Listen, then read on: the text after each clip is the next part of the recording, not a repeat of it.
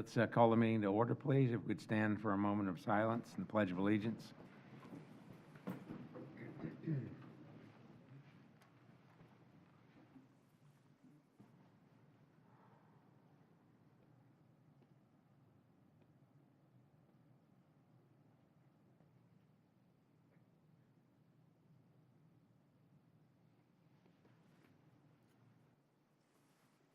I pledge allegiance to the flag of the United States of America and to the republic for which it stands, one nation, under God, indivisible, with liberty and justice for all.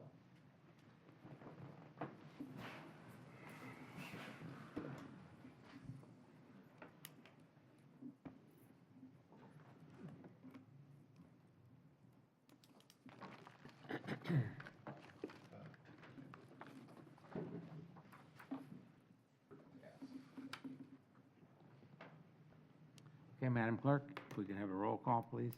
Mr. Jamie Girardi. Here. Mr. Derek Conklin. Here. Mr. Peter Hansel. Here. Mr. John Moody. Here. Mr. Christopher Poole. Here. Mr. Richard Snello. Here. And Chairman Charles Gray. Here. And the proof of publication, please. The items were advertised in the Tampa Bay Times on April 5th, 2023 and April 16th, 2023. All right.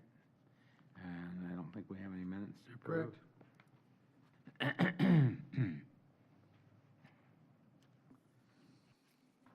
Is there anybody here for testimony today, or just all staff? There may be someone here for testimony today. Okay. Is there anyone here who plans to give testimony today besides staff? Okay, there is one, okay. If you want to stand and be sworn, please. Do you swear or affirm the testimony you're about to give is the true self you got to give? Thank you. So, at the risk of being redundant, for those of you who are here quite frequently, the Planning Commission is appointed by the Board of County Commissioners, and we meet twice monthly. Serve as the local planning agency, and we hold public hearings to transmit to the Board of County Commissioners recommendations on comprehensive plan amendments, land development code amendments, rezonings, and conditional use requests. Planning Commission is the final decision-making body for special exceptions, certain appeals, variance requests, certain alternative standard requests. However, final decisions may be appealed to the Board of County Commissioners, and if anyone is in opposition to any recommendation we make to the County Commission, it's important for you to attend the appropriate County Commission meeting.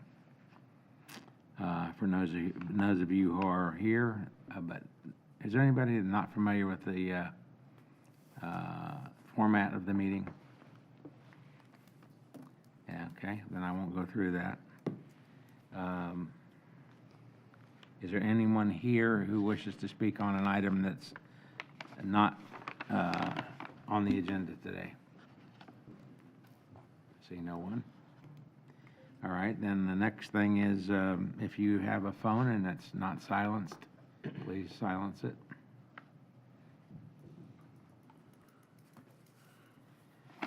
Okay. And with that abbreviated version, I think we're ready to go. Good afternoon, Mr. Chair, Planning Commission members. Denise Hernandez, Planning and Development. The first item is PC1, which is PDD 230189. It's a small-scale comprehensive plan amendment, CPAS 2227 for RBR Properties, PAW. The applicant has requested a continuance to the May 18th, 2023 Planning Commission meeting at 1:30 in Newport Richey. All right. I'd like to hear the case, please. You would like to? Today, it's being continued, right? being Is that continued. the- The request is to continue the item, and the applicant is not here to present his item, nor, I don't see anyone from That's fine. staff here. Well, that's for the why item. Mr. Moody wants to hear it today. No. I'm sorry, the applicant requested a continuance, Okay. like, after the agenda Continuance was is just published, great. so I should have said that. What was the date again? May? May 18th, 23 at 1:30 in Newport Richey. Okay, and then Just could I speak easier, with though. staff after the meeting about this so that we don't have to pull it the next time? I will make sure that the team member who's responsible for this item is available to speak to you. He's right there. There you go. You The just planner showed is up. actually Hyatt, and I can have Hyatt. Okay, thank you. Okay. So it's just easier when they're not here, though, right, John? Yeah. Okay. So that's to be continued. Do I have a motion? So moved. Second. Further discussion? All in favor of the motion signify by saying aye. Aye. Opposed, like sign.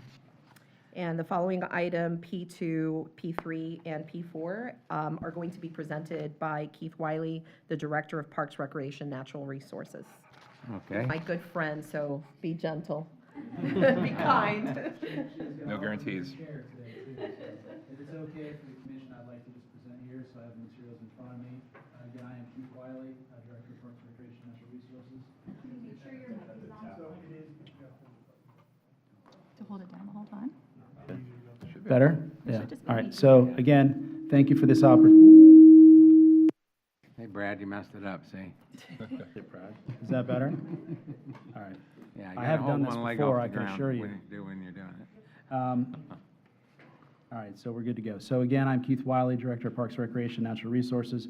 Before we get started, I wanted to, it's actually in the second item, I wanted the commission to know that last September, we presented by introduction this whole packet with the increase for park impacts fees.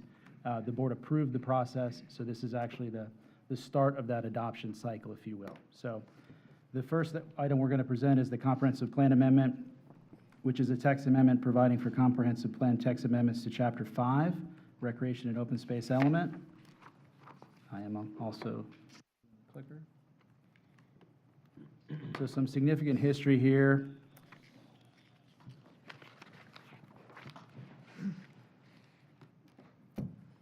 We actually had a Parks Master Plan back in 2015. We were able to get a general obligation bond back in 2018 to handle most of the deferred maintenance, well, at least the deferred maintenance identified at the time, back in 2018. Since that time, we've also identified and prioritized new facility needs, and we're calling that basically the Parks 2022 to 2045 capital plan. In the process of getting ready to propose an impact fee increase, we contracted the services of Pritchard and Steinbeck. One of those members here, Mr. Alan Steinbeck, is here to answer any questions as well, but we were able to complete the impact fee study.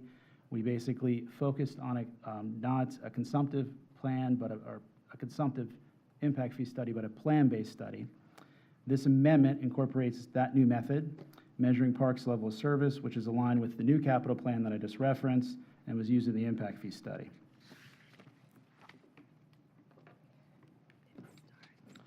So on the left, what we have is the current park acreage level of service standards. On the right is what we're proposing to have changed and be included into the comp plan.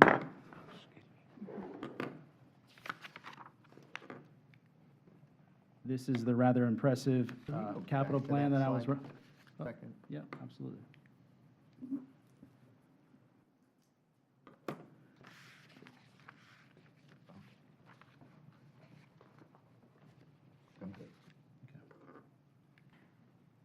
This is the 2022 to 2045 capital plan that we built in. Again, it's project-based, plan-based approach. And how we basically came to that was we identified, I probably have that in the PowerPoint, but yeah. We basically focused on these definitions. So you have a community park, a district park, and a natural resources park. And what we did was we actually mapped out the level of service. We defined our level of service as 5 miles on existing roadway networks. But so at the end of the day, how we came up with the capital plan was why we identified the deficiencies within those level of service areas. And that's basically how we were able to get to that point. This is the fun part. Just for clarification, talking about special use facilities, these needs of special facilities such as an aquatic facility, skate park, BMX park, dog park, shall be evaluated and may be collected within a district park. So the idea is they would be incorporated into the amenities, which I thought was an important distinction to discuss, because they stand outside of the other park definitions. Timeline for implementation. This is obviously, again, the Planning Commission meeting, as you know that better than I do. Transmittal is scheduled for May 23rd with the final adoption hearing July 11th. The effective date will be 31 days after the state Land Planning Agency notifies Pasco County, and we're proposing the effective date, which I'll cover later, to be January 1st of 2024 for the fee to actually go into effect. Parks team recommends approval, and I'm here for any questions. All right. Well, do we have any questions from the?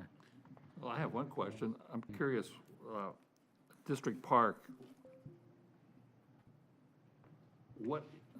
what is the number or the population that you anticipate using a district park? I know you had one figure in there, and I noticed there was a decrease in the number. Yeah, that one. You had a community of 25,000 people, and yet it goes down to 20,000. That kind of throws me off a little bit. Why would you go down? From which category? You see, community, Yeah. upland acres. From current to new. Current to new. And then it goes down, the people to the new one would be 20,000. I'm just curious on why it decreased the number of people.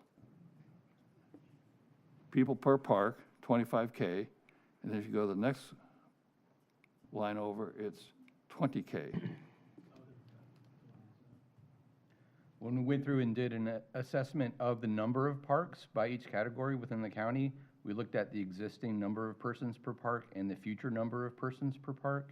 And the way that worked out, we started to tie those numbers more closely to what actually exists on the ground today, and more importantly, tie them to the master plan improvements, so that when we're done implementing the master plan and funding it, it aligns with these levels of service. And so these are approximately the levels of service that will be achieved through the master plan. Okay. But my way of thinking is that a community park is a park, as the definition would be, for the community as whole, whereas a district park is for a much larger area. And I would assume, I know what assume can mean sometimes, but the assumption could be that more people would use a community park because they're more like a neighborhood park, or they're close in. So different set of amenities. So your community park will provide more of your open space elements, but not necessarily. Your district park, you said, would be more open space? No. The community park would be a step up from your neighborhood park that is obviously in the LDC that the development community is responsible for. Your community park would be a step up from that, but may not have the suite of athletic fields or other amenities that the community would need to, let's say, run various youth sports organizations. So it's. But what you just defined there, to me, would be a district park, where you have a greater number of assets. You're running and you're tracking, your baseball fields, your soccer fields, those kinds of things become a district park, don't they? Yes, but these are all basically obviously triggered through concurrency by population. So for example, if the geographical area that we're looking at only supports the need for a community park space, then that's the concurrency requirement. If you're looking at a population that's above that, then you're going to obviously need to serve more residents and have more amenities to do that. This is also. There's another way to look at this, Peter. Got to kind of look at it inversely.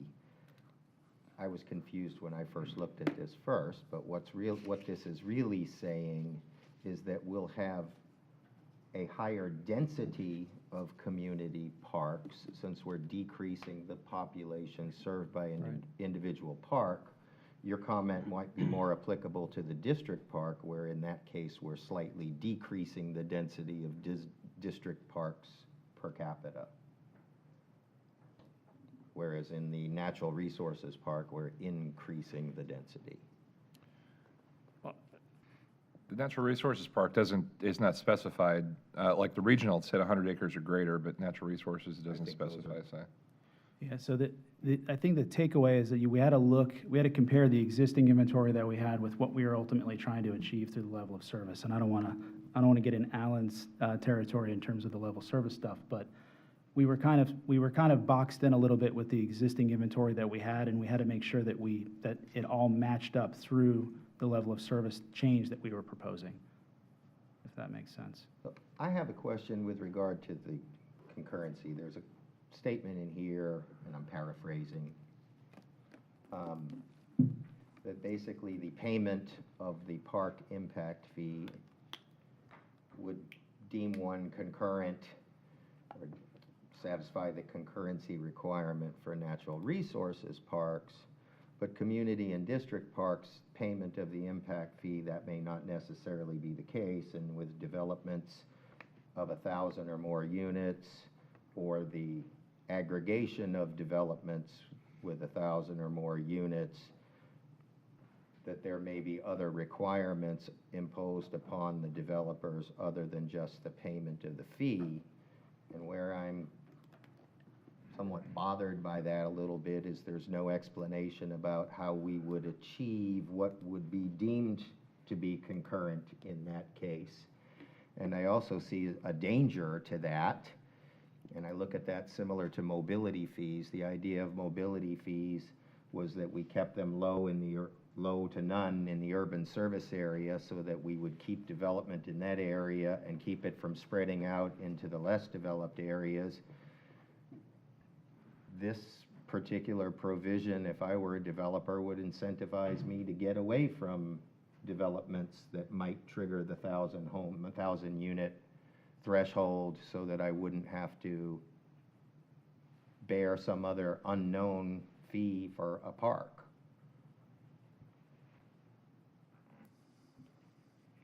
Are you referring, Commissioner, to language in the comprehensive plan currently and extant language that's in there based on this recommended Sorry, I update? gotta find it here. Yeah. No, this is all underlined. It appears to be new language. It says, "The concurrency standard for natural resources parks defined below is deemed to be satisfied by the payment of the parks and recreation impact fees and/or the allocation of penny for Pasco revenues to natural resources parks. Concurrency requirements are not automatically satisfied for community parks and district parks by the payment of parks and recreation impact fees and/or the allocation of penny for Pasco revenues. Specifically, for large area plans and or master plan communities that are individually or cumulatively with surrounding projects greater than 1,000 dwelling units and are either A, generally located outside the 5-mile community park or district park service areas in the most recent capital plan, or B, significantly exceed the most recent capital plan growth assumptions, additional community parks or district parks may be required to satisfy the level of service standards in the comprehensive plan. Community and district parks are defined below."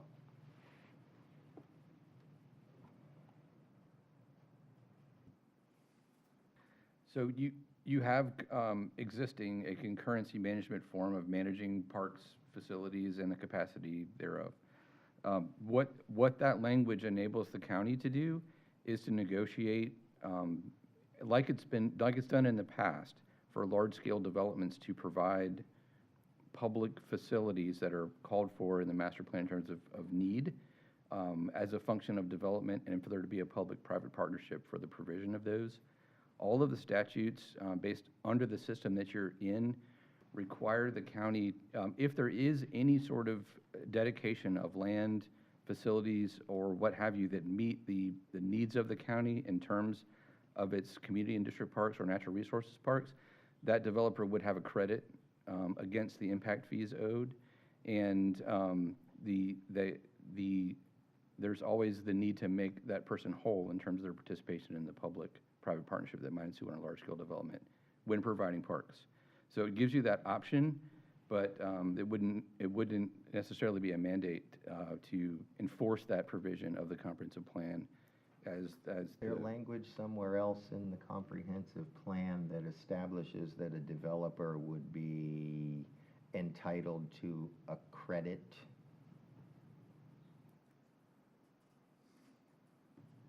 That's a state statutory requirement. There's no way around it. Okay. And unfortunately, Mr. Goldstein's not here, but I do remember that this section specifically was something that the county attorney's office felt like we needed to get in to address this issue. I'm not 100%. Elizabeth, did you? I was not a part of any of the work on this project. So I'm just filling in for David to make sure you all vote, make your motions, that sort of thing. So I was not involved. Don't go to jail. Sorry. Thank Hey, you. Keith, before you move away from that, are you done? Go ahead. Okay. Keith, before you move away from that slide, so why are we getting away from an acreage description on, for example, natural resources park? Why are we not, understand the concept of it and the like, but why are we kind of moving away from the regional park being 100 acres? Why is that not, can be the same for a natural resources type park? What's the theory? So again, we, based off the existing inventory and how the original level of service was calculated, this was the direction that we need to go in to make sure that we weren't, and I don't remember the technical term, Alan, maybe you can help me out, but we didn't want to basically over-provide service, I think that was kind of the goal. But again, our current inventory of wilderness parks, they vary in acreage across the board. So there's really not an exact number that we can stick with. They, again, from 40 acres to 600 acres to 20,000 acres. So it's a little difficult to pinpoint an actual number on there.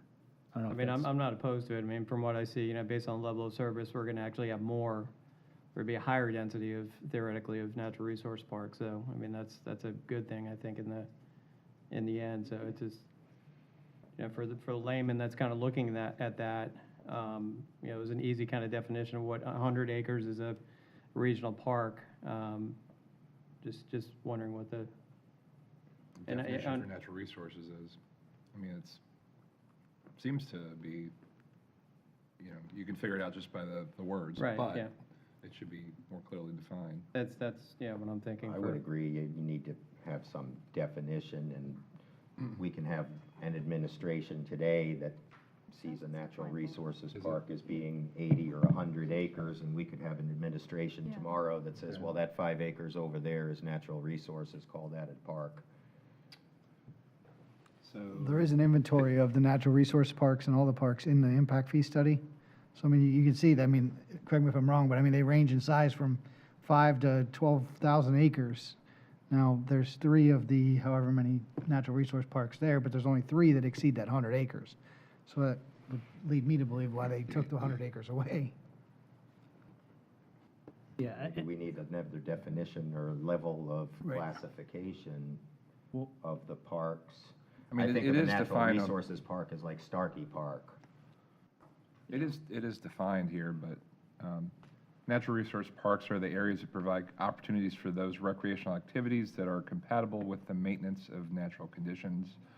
A full-service natural resources park shall provide basic service amenities such as parking and restrooms, and low-impact recreation amenities, which include but are not limited to trails, picnic areas, campground, fishing piers, boat ramps. The level of service standard for a full-service natural resources park is 1 per 85,000 population.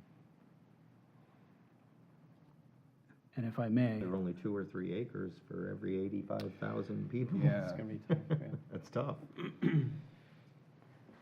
Keith, I have a question for you. The natural resources parks that are newer than, say, Starkey, they're the ones that are purchased with Penny for Pasco funding, right? so no. No? Yeah, Okay. that would be the ELAMP. Well, I mean, again, so there's a difference between conservation areas and actual preserves that could be activated for parks. We were trying for that very reason to be a little flexible in ultimately what we would define as a natural resources park. So you can argue that passive recreation from a natural resources-based point can happen in many, many different shapes. And I think that that's ultimately what we're trying to capture here. So, for example, Key Vista Nature Park, I think that's slightly under 100 acres. Very, very popular, location for people. A lot of people consider that a nature park. Boy Scout is a property that ELAMP purchased. It's on Greek Key Road. It's 18 acres, but also provides the same level of natural resource-based, recreational opportunities. So it's, and then I could put my biologist hat on and say that for a parcel to be whole and to be able to maintain itself in perpetuity, it should be no less than 200 acres. So again, there's lots of ways to look at this. We are just looking at our inventory of what the community calls or uses as a natural resource park and trying to kind of make that definition match effectively. The only thing worrisome about that is just future additions to inventory and whether or not it will fit that existing definition. Well, I mean, I think it's easier to fit this way, quite honestly. Okay. Yeah. I know, for instance, District Park, it specifies specific parks that are under 80 acres. So there's a potential in the future that a district park is acquired or a park that, we designated district park is acquired that is less than 80 acres, and then it won't be carved out in this existing definition if this is adopted.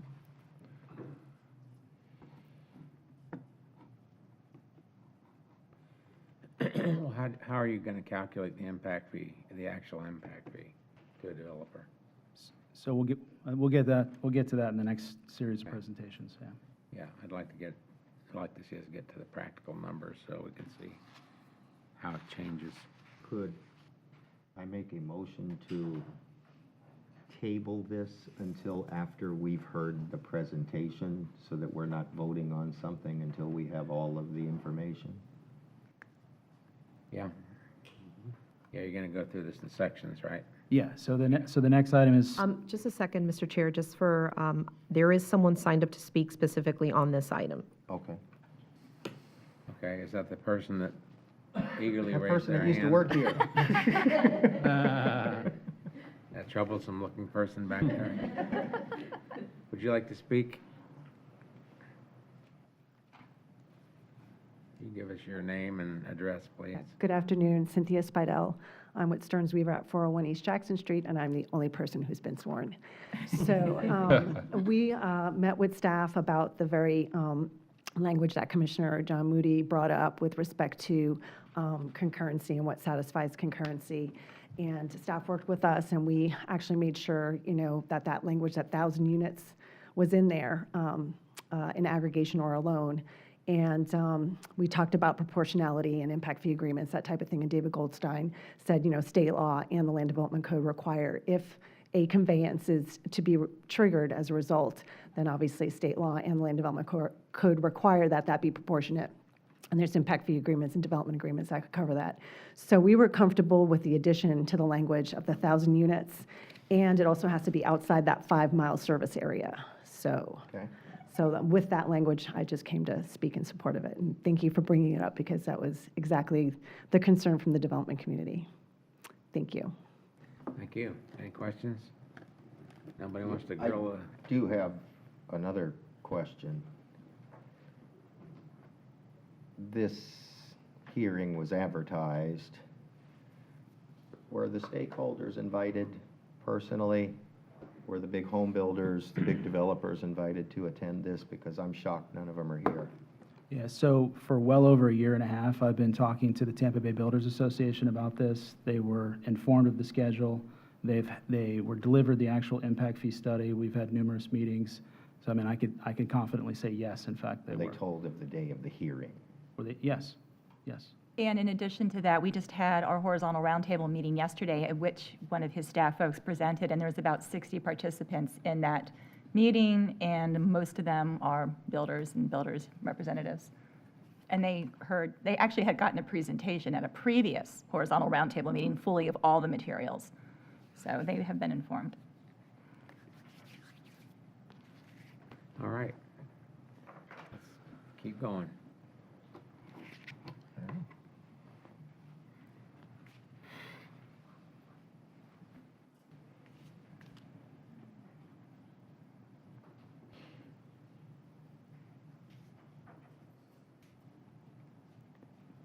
Page 179 is the next one. Are you teeing up the other presentation? Okay. Thank you.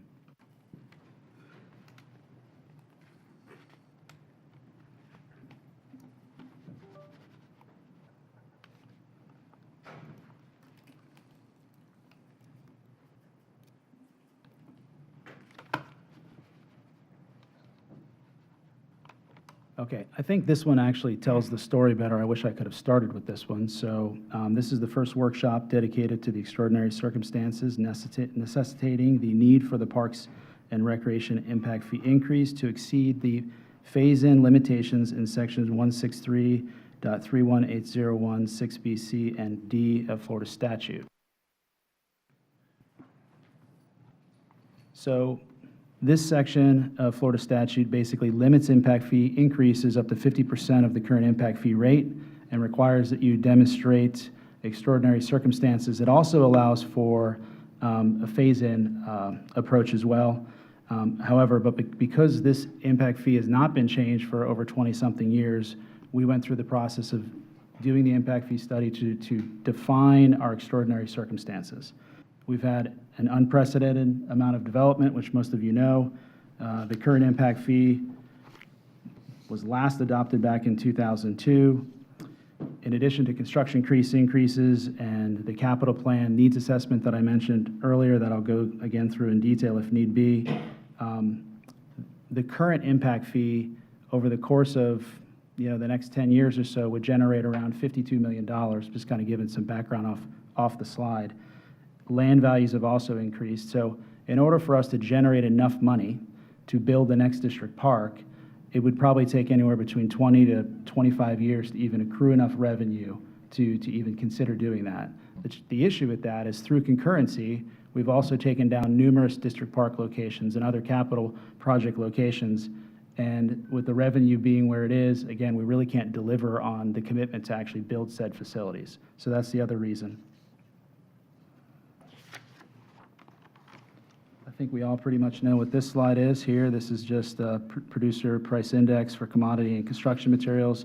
Again, that increase in addition to just, the need assessment identifying significantly more facilities than we even actually had originally planned for is the primary reason for demonstrating the extraordinary circumstances.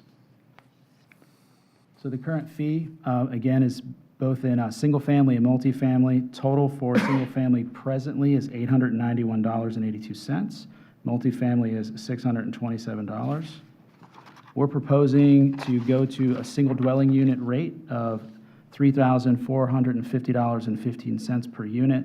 And the bottom line is that this fee ultimately was calculated off the actual 2022 to 2045 capital plan.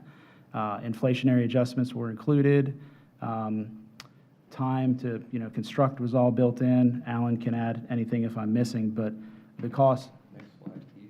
I think you're I'm talking about that one. Oh, yeah, I didn't do it, sorry. I'm looking at it, but I didn't move the PowerPoint. So, yeah, here's the proposed new fee. The fee is ultimately generated off that capital plan that I talked about, which is around 21 capital projects, of which 6 of those are major district parks, where we already control the land and in some cases haven't negotiated credit deals.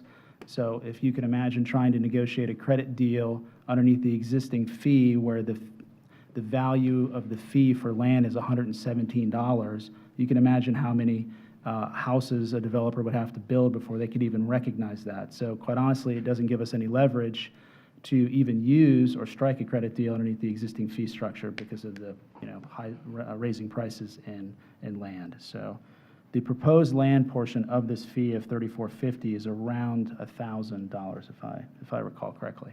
So any questions on that? So I guess, Keith, just to clarify, so the increased impact fees is being, the improvements that are used to calculate the increased impact fee is for new parks or for upgrades to existing parks? Very good question. I apologize. So the impact fee can only be used for increased capacity to the inventory. It can't be used for deferred maintenance. This is not an attempt to generate revenue to address backlog and maintenance. That's a general fund, other capital issue that we'll have to figure out some other way to address. This is only to address new growth needs through concurrency. This particular fee displayed here, this is for single family? Single family detached? Or is this per? It's all in It's all units? Yeah, all units. What Yeah. do apartments currently pay? $627. And it's $891 for single family? Yeah, and just to point out, the reason we went with a single dwelling unit is when we looked at the difference between, the demographics between a single family and a multifamily, I think it was insignificant, the difference between how many people live in either unit. And quite honestly, to clean up the accounting piece, one dwelling unit underneath 2 categories is a heck of a lot easier to track versus I think currently we have like 25 different accounts underneath water, facilities, all this stuff. So this is an attempt to streamline the accounting and primarily based off the fact that we didn't see much of a difference between the 2 types of units. What about other construction costs for office buildings and those types of facilities? Because you're basing everything on basically homes. What about? Oh, so you're asking if any other commercial Right, buildings are commercial included? buildings. That's also a really good question. So that was discussed. It's obviously not being proposed. There are communities that charge fees for hotels, visitation population, that sort of thing. We did not include hotels in the calculation. But oftentimes, the parks are considered for people, residents. And so the rational nexus, the legal nexus is towards serving the residents who live here, and they're the ones who would pay for it. Well, I think sometimes people who go to communities and stay here two or 3 days at a hotel, they tend to make use of those facilities also. In addition to that, we have another sports fields here, and I was under the impression that hotels, the reason why we have these sports fields is to fill up the hotels. So. Can you see the logic in that? Oh, that I thinking? absolutely can see the logic. So the majority of the facilities that we have in place are district park facilities intended to serve the residents. The sports campus over there in Wiregrass, one could argue that the intent of that facility is primarily for sports tourism, and one could say that the fields that will be constructed there should be primarily used for those type of events. But you're not wrong in stating that people that come into town go to our facilities, but I think it's currently what we're dealing with is the opposite of that. We're attempting to serve the residents that are moving here that need facilities that we don't have. Okay, well, I live close to the one in Wesley Chapel, and they have, soccer is a large, okay, let me rephrase that. The soccer fields are constantly being used, and there's a number of people there, and some of these teams come from out of the area. And so, to me, in my thinking, they would be staying at some type of facility, like a hotel or a motel. Yeah. Anyway, I don't want to be dead horse, but you can see the logic in my thinking about trying to make this fee equitable for everybody who may be using these facilities, especially the larger district parks. Yeah. I will tell you that we work, and I don't want to speak for DMO, but we do work very, very closely together on those type of special events, and we have been considering how a partnership with the Parks Department could move forward where we could address some of the issues that you're referring to, yes, from a facility perspective. But why not charge hotels? It wasn't the direction that we were given by the board to do that. Did they tell you specifically not to? I may be able to help with that. Hotels are one of the types of units that have mobility fees reduced in all the other categories. So it probably wouldn't make sense to. Well, that's for include them. impacts on the roads, okay, but this is impacts to parks, and I kind of agree with Peter's point. And I can tell you that, I have family comes down and they stay in hotels, and then they go use Starkey Park, they go use the public boat ramp. Is there any part of the, I'm kind of branching off here, but is there any kind of like the tourist tax or the additional hotel tax that goes to help fund maintenance of the existing park facilities? Well, Do do you you want want me me to to take help that? out with that? Okay, sure. I mean, I don't want to, we're going to get down That's a fine. No, tangled web here. That's okay. I'm actually the attorney to the Tourist Development Council and have been since 1999. So I'm really familiar with the tourism tax and how we use it and what we do with it and so forth. So about annually, Tourist Development will give money to Parks and Rec for field maintenance because they're allowed to, under the statute, spend money on events as long as those events are promoted to tourists. Including in the ability to spend money on the events is the venue for the event. So they'll give Keith's folks money to make them look good and spruce them up periodically when tourism is bringing championship games to Pasco County. But the other thing that you might be thinking of is the use of the fields by our youth leagues, which are, sometimes they do bring in folks from out of town for tournaments that are independent of our tourism folks. And that's, you see a lot of that at the Wesley Chapel District Park. That's, the premier soccer folks tend to bring in a lot of folks. And they do have residents from out of county that are part of their leagues that use our parks. So it is very, very convoluted and somewhat twisted. But yes, there is a tourism tax that we get every room night. We get 5% now on the dollars spent. That goes into our tourism bucket, and some of that money does make its way over to Parks and Rec. And we actually... Can any of that money be allocated for acquisition, or is it just for maintenance? We actually built the Wiregrass what's the full title of that place? Wiregrass Sports Campus. Yeah, that actually was paid for with tourism tax dollars. So there's a portion of that park impact fees were used for, so there is kind of a relationship there of a joint use of that facility. And now that we've taken over the operation of that facility through the settlement agreement that was just signed on Tuesday, they'll be taking on a much larger role in maintaining that area. But tourism will be paying for a lot of that, from what I understand. Yeah, well, the facility itself will be Yes. trying to pay for itself. So I think that what Elizabeth was referring to is very accurate, because it appears that the activity that you see in some of these facilities, you know, it's a lot. There's a lot of activity occurring, but it doesn't, said activity may not trigger the definition for heads in beds, so therefore it's not eligible for that type of income or revenue sharing. With that all said, like, you know, Mr. Thomas and I have talked about trying to kind of, you know, do something from a facility perspective specifically to send the sports tourism folks, I guess, if you will. I mean, right now, pretty much every park facility that we have is at the disposal of DMO to do those events. So when they're there, those events qualify. But the standard local programming, though, even though you might get 5,000 kids in a program, it's people that are making the drive over 30 or 40 minutes. They're not necessarily staying in a hotel. And I think that's the challenge, quite honestly. I understand But I that. also get your point about the commercial businesses as well. Well, I'm trying to, when I look at this, I see the pain, wrong.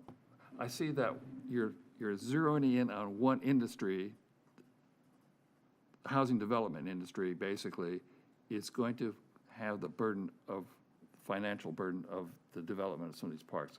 And in my opinion, I don't think that's fair. I think you ought to spread the pain out. That's all, you know. I understand you. Okay. Duly noted. I made my point. Keith, let me ask you a question. On the, you have a soccer tournament, say at a park, does the tournament organizer, do they pay like a usage fee to the Parks Department? So yes, yeah, they'll pay like a reservation fee, field fee. So we didn't have those. There's a relatively new concept for Pasco County the last 3 or 4 years now. But so either they will pay or DMO will provide some funding. But in all cases, pretty much every user will pay. It'll depend on the category. So if it's a co-sponsored entity, they get the lowest rate, you know, $4, $2 per hour. If it's a for-profit entity, it could be anywhere between $30 or $35 an hour, and which is typically those sport tourism events are on the higher end because they're nonprofit, they're for-profit. So yes. Thank you. Can I add one more thing, Keith?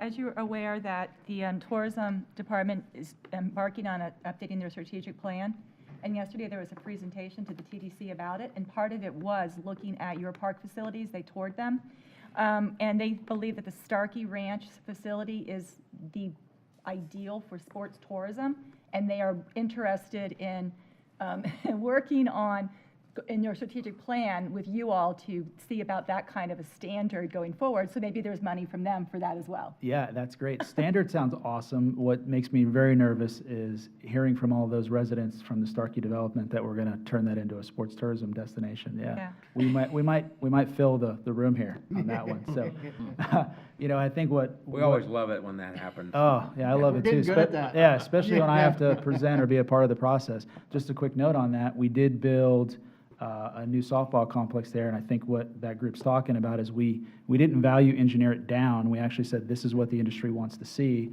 and honestly, I took a lot of criticism on that, and in terms of making it a softball field that it wouldn't be utilized. And some of my teams behind me, that place has been booked every weekend since it was built, because, you know, shocker, softball's, you know, pretty popular. So anyway, and when you don't have a place to play, it's kind of easy to say it's not going to be a thing, but, you know, all it took for us to do was to build it. So a huge success, yeah. Could you go forward to your next slide for a second? Or go back to your next slide? Yep, no, Oh, sorry. back one. The next, there you go, yep. Okay.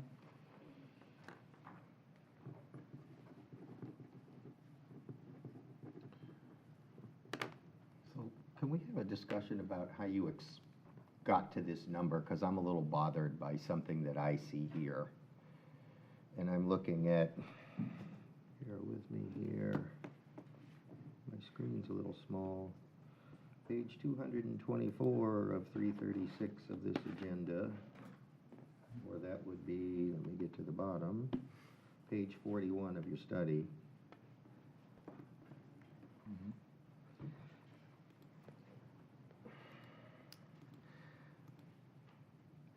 I look at the numbers of the average land value per acre for new parkland,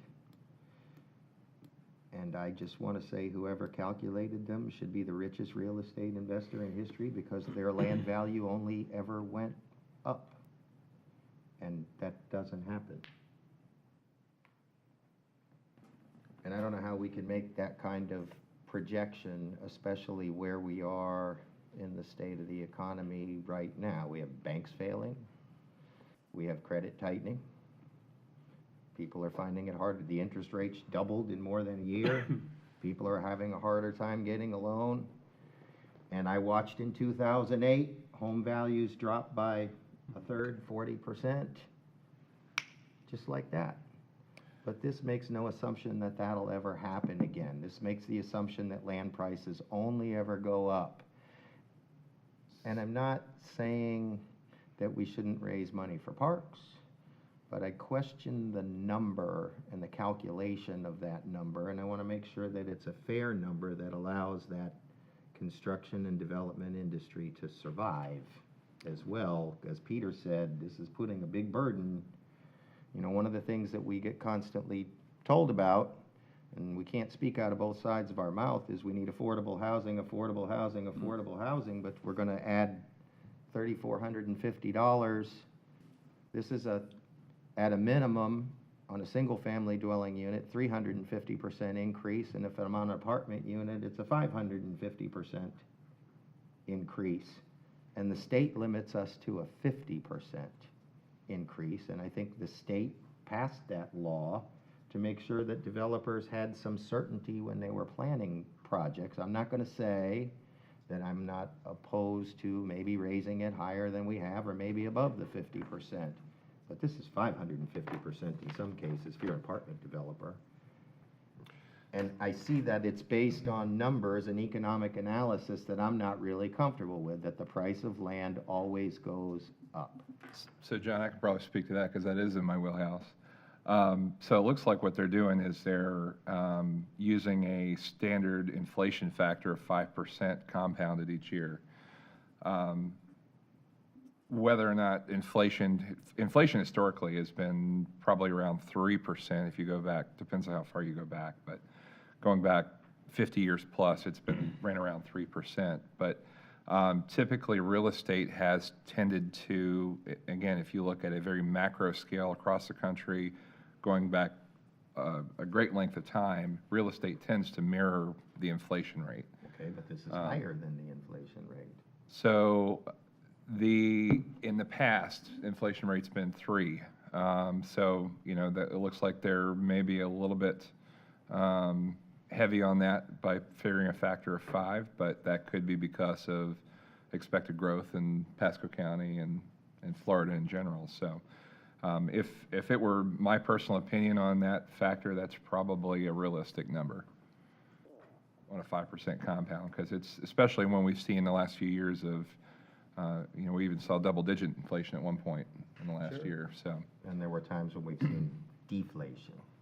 Right we now, have, yes. Right now, our Fed's trying to get Yes. disinflation, but there's times when there's been deflation, and there will be times of deflation. But historically, if you look at a 100-year average, inflation's ran around 3%. But this isn't 100 years. Right. Yeah, it's very hard to project what inflation or real estate's going to do next year, never mind 10 years in the future. But if I were a person laying out this projection for projected real estate values, that's probably pretty fair as a 5% compound. If I might, Mr. Chair, I'll just add one note about the methodology for this for your benefit. We started with the property appraisers numbers and the valuations on the tax records, which are slightly low, you know, relative. They don't keep up with the market. They're always a year behind. So we were a year behind. It was a very conservative starting point that we had because of that. There was some back and forth about, do we use the latest sales numbers for things? And we did review that information, but we decided to have a very conservative starting point for these valuations rather than whatever the market's doing now, which is admittedly very hot. You know, we have inflated property values. So we tried to mitigate that and account for some of that from our point of departure in this. Yeah, because you have two factors in this. You have real estate appreciation as well as the inflation of the dollar itself, so the lower purchasing value of the dollar. So I think between the two of those, 5% is probably. Now, the only thing you may run into an issue with is certain parts of the county perhaps developing at a quicker rate. You know, for instance, you may have a rate of appreciation at 6 or 7% in central Pasco, whereas you may have a 2 or 3% rate in West Pasco. Sure. So, So how does this compare with the surrounding counties? As far as the parks impact fee? Yeah, so, I don't know if you want to speak to that, but I mean, and there's definitely a section in the study for that, but comparable to Hillsborough County, they recently increased theirs, and they're pretty close to this number. The difference is, again, we're focusing on a plan-based approach based on the needs assessment, so not consumptive, assuming we're going to need, you know, or not knowing what we're planning for. And I will say that in presenting it to, you know, Tampa Bay Builders Association, I think they appreciated the transparency in the plan approach. I think it's more restrictive because obviously once you put the plan together, you have to stick to the plan. I can talk about that in the next presentation on the LDC changes, but we felt it was the clearest way to kind of paint the picture on what we're asking for, because we fully understand this is a big number. But for the most part, most of the, you know, the folks that I talked to appreciated that they could shop around the projects or the capital projects that they would get from the actual fee increase. my one question though, I'm sorry. They, you know, when just looking at, you know, West Coast counties in Florida, looks to me like Yeah, can you the put that highest- slide up with the highest one, you know, within, like in Sarasota County, the highest one is $2,253. The Hillsborough County, there is no fee. Manatee County, and there's no fee. Polk County, $309. Hernando County, $344. And Collier County, $1,685. I just think it sounds to me like it puts us at a distinct disadvantage when people are thinking about, where am I going to develop? Where am I going to spend my development dollars? That's, I mean, you're more than 3 times what the highest competitor is. So, I mean, and those are, Yeah, that's those are- multifamily. those aren't cheap counties. Family. So if I may, try to look at it from my perspective of being the public servant that is constantly being bombarded with the request for additional facilities. Honestly, I can tell you when we did the needs assessment back in 13, that was published in 15, in each zone, we were 20-something fields alone behind in individual sports, whether it be soccer or baseball. So I appreciate the concern over the sticker shock, but again, this is a commitment to complete what we've already, through concurrency, promised the public that we would do. Doesn't that Well- assume that the public just willingly pays it and that you don't But I'm not, put the kibosh on home sales because And they're... the other thing is that we, you know, unlike a lot of counties, we have well over 20,000 acres of natural, you know, forest that's going to stay that way forever. can't play soccer in a forest though, sir. Well, Tell you that. I'm just saying, we've set aside a lot of land, and, you know, you can only bleed people so long and so much. And, you know, maybe we ought to start thinking about, you know, charging some use fees. If you want to use the field, then pay for it, you know? So we have that in place. That was a fun experience for my team, putting that together. Historically, we used to pay people to come sign up for programs 35 years ago. I could tell you that we're heavily subsidized, the department's heavily subsidized. The revenue that we bring in compared to our operating budget is about $20 million. We bring in maybe slightly over $2.2 million. If we were to raise the fees beyond what we currently adopted, if you think your meetings are packed with a lot of people that are concerned about development issues, go tell a youth sports organization that they're going to pay a quarter more per hour, and I can guarantee you that you probably wouldn't make it out of the room. Well, But don't have to make them suffer all the pain too. There was a time during COVID where you had the Iron Ranger pay station. Actually, this was during the Great Recession, I think, remember? You had the Iron Ranger pay stations at Starkey Park, and you had to pay $5 to park there. I used the trail. Yeah. I ride the trail, I love riding that trail, and I didn't mind paying the $5, and I'll tell you, I just recently rode the trail a few weeks ago, and I would have happily kept paying the $5 to know that the bathrooms would be there when I ride the trail. There used to be restrooms, and there used to be water on that trail, and it's not there anymore. Well, we could, again, that program was phased out by the board because the board did not want to assess those fees. And also, quite honestly, I think the total revenue collected was less than $200,000 a year for those fees that were put into place. From my perspective, looking at this business every day, there's no fee increase to the general public that you're going to do that is going to offset the cost of these capital needs. It's just, it's too But tremendous. here's the thing that nobody seems to ever think about.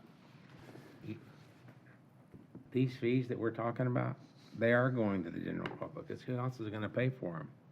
And in the end, the general public is gonna pay those fees. The government has no money. It's our money. I didn't It's bring our residents' money. And, if people, that's one of the reasons why our federal government's in such a bind right now. It's because they're spending money they don't have. And they're expecting other people to come up with these funds that, as John, as you said, we're looking for affordable housing projects. And at the same time, we're jacking up impact fees way beyond what our neighboring counties are doing. I think that's my issue, when I look at what the neighboring counties are charging, and I personally think it's unfair. I don't consider Sarasota and Collier to be my neighboring counties, and I'm sure that if I looked at the median household income in those counties, they don't compare to. Well, that's my whole point. Right. They're not cheap counties. Right, I agree. These are people that can afford to pay. Yeah.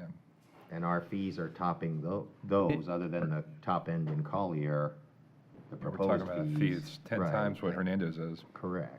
Mr. Chair, so in some cases, they have dedicated MSTUs for parks, and so the impact fee isn't bearing the sole burden of the cost. And again, there's other ways to get this, but the direction that we were given by the board was to pursue an impact fee increase. I'm not criticizing what you're doing. I think, I know, I just wanna be you have a clear. job, and I think you've attacked it the best way you can, but it's our job to review it. And to make a recommendation to ask the questions board. We're about not it and make a criticizing recommendation. It's the not- staff for following direction. Yeah. And I think the board understands, at least I do, in my opinion, is that there are X amount of dollars, but we do have a need for parks, recreation. We do need that. Absolutely. It's, when a child or a youth is on the soccer field, or the baseball field, or the basketball court, he's not out there creating problems like we've seen in some situations in some schools. I used to work for a large city in the recreation department, and in fact, I did that as a part-time job when I went to college. So I know the value in these youth activities. That's what I call them. And I know adults also use these facilities. But I know that some of us are senior adults, and I'm probably one of the seniors on the board here, and we don't use those facilities anymore for the most part. But we do use community facilities, especially for the youth and our grandchildren. So we do want to advocate for that. That's what we want to do. But, you got to be honest, some of these fees in here are extremely high, and they are only going after one industry. And I don't know what affordable housing is, but I know when you add $3,000, $4,000 for just the basic price of a home based on the taxes, the developers are going to pass that on to somebody else. Now, that helps me because I'll resell my house for the extra $4K that you want to tax, because the developer has to increase his house. So my house becomes more valuable too. So, It'll have the effect of slowing new development, for sure. well, it could or could not. A lot of people come from up north, up these large cities up there. You sell a house in New York City. Cycle, Yeah. I just feel like maybe the timing's not right. And I understand the board gave this direction, but conditions have deteriorated since the time the board gave the direction. They've deteriorated, they've started heading south very quickly. Yeah, mortgage starts down 8.8%, largest month-over-month decline. Exactly. Every day we read layoffs. At some point, you're going to start seeing that. We've been fortunate in that we've been part of a positive migration Right, we're a little in- insulated. from COVID, but we're not 100% insulated, and we're seeing lots of layoffs in high-wage tech jobs, the stuff we're trying to attract. These are the people that can afford the $500,000 house. If they're out of jobs, they're not going to be buying these houses. And this is just a fee that's going to get added right on top. The builders aren't going to eat this. What I was going to ask was this proposed to be added immediately all at once, or was it to be phased in, or? Yeah, so the effective date is January 1st, 2024. We discussed with the Tampa Bay Builders Association, a 2-year phase-in is what we negotiated. And when I presented the introduction last September, it was sort of unclear, but the direction from the board was not to have a phase-in. So, All at once, so 330% is what I calculated. yes. 330% increase. And so what's been the response of, so there isn't the phase-in, you said that the Tampa Bay Builders Association is generally supportive of it. What now? So I talked to them yesterday afternoon, and so there was some conversations so I delivered that information that I wasn't 100% certain. We do have the language teed up, if that comes through public comment, for us to make that modification for the phase-in, because I think that's fair and appropriate. But the conversation that was had yesterday was, we've heard some discussions of potential bonding to get some key projects out of the ground quickly. If that's something that can happen in maybe each of the 3 zones, that would be something they would consider, to be favorable. And that makes sense, because again, in some of these developments, if you look at the projections, you're not getting any park facility for 25 years. Right. So if the board is willing to look at bonds to get 3 major projects started, I think that's a tremendous win for all these communities. And I know it'd be a tremendous win for my office, because we'll at least have extra fields and locations to send these people. And for seniors too, sir. There's things to do out there. Yeah, it's pickleball. Pickleball, listen, you don't want to disrupt the pickleball game, I can assure you. So the idea of a GO bond to cover the cost now with the idea of paying it back through impact fees? Yeah, I don't think we can actually bond impact fees, but maybe, reserves, general funds. Right. But why the impact fees are there, you would pay the debt service that way. So it's very similar to what we did at Starkey Ranch District Park. We only had enough money to build a third of the park. Development was coming in. We structured an agreement with the developer. Everyone was excited about that, but we only built a third. So everyone kept asking me, well, when are you going to build the rest of the park? Well, I said, I don't know, 15 years, I guess, based on the current rate. And that's when everything was booming. That's when we were seeing, or still seeing, 4,500 single-family homes a year, but you're only bringing in $1 million in revenue for parks for that specific district. So I know where I'm going with this, but we went for a bond. We were able to advance the money. We were able to finish the park out, working with the school board on the joint use, and it's going to be an amazing, facility. Should have been built day one, but we didn't have the money, so. So what's the phase-in schedule that was being discussed? So it's just a 2-year phase-in, 60% up, not 50/50, 60/40, I think is what we proposed, of which they accepted, so, at the time. Who accepted that? Well, the Tampa Bay Builders Association, yeah.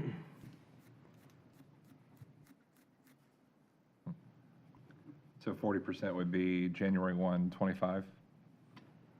The other 40%? Yes, correct, yeah. So that would take the impact fees, overall impact fees on a single-family residence, Pasco County, to $28,000. Collectively. That's just shocking. I mean, that's just shocking. I mean, I love the idea of more parks, don't get me wrong.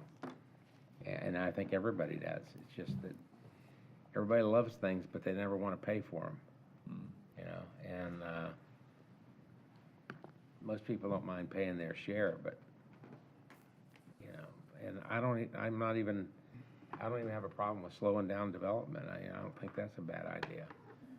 But I do have a problem with, $28,000 in impact fees. I do, and it goes to affordability. And if you don't think there's an affordability crisis, let me share something that I saw with you 2 weeks ago. I was in the parking lot of Walmart at Hudson, and I came across an elderly couple living out of the back of a rented U-Haul because they couldn't afford their apartment rent. Yeah. And I just have a problem with, we keep hearing this about affordable housing. We're seeing it. We're seeing the number of homeless people increase. We're hearing the stories about how people can't absorb the rent increases anymore. And I just don't feel like now's the time. There may be a time, and I'm not going to tell you that I won't support some increase in the impact fee, but I'm just not sure I can go with somewhere between 400 and 550%. Yeah, I had an experience recently we dealt with in my business, commercial real estate. An insurance company that just bought 10,000 RV lots. 10,000 RV lots. And they want to buy another 100,000.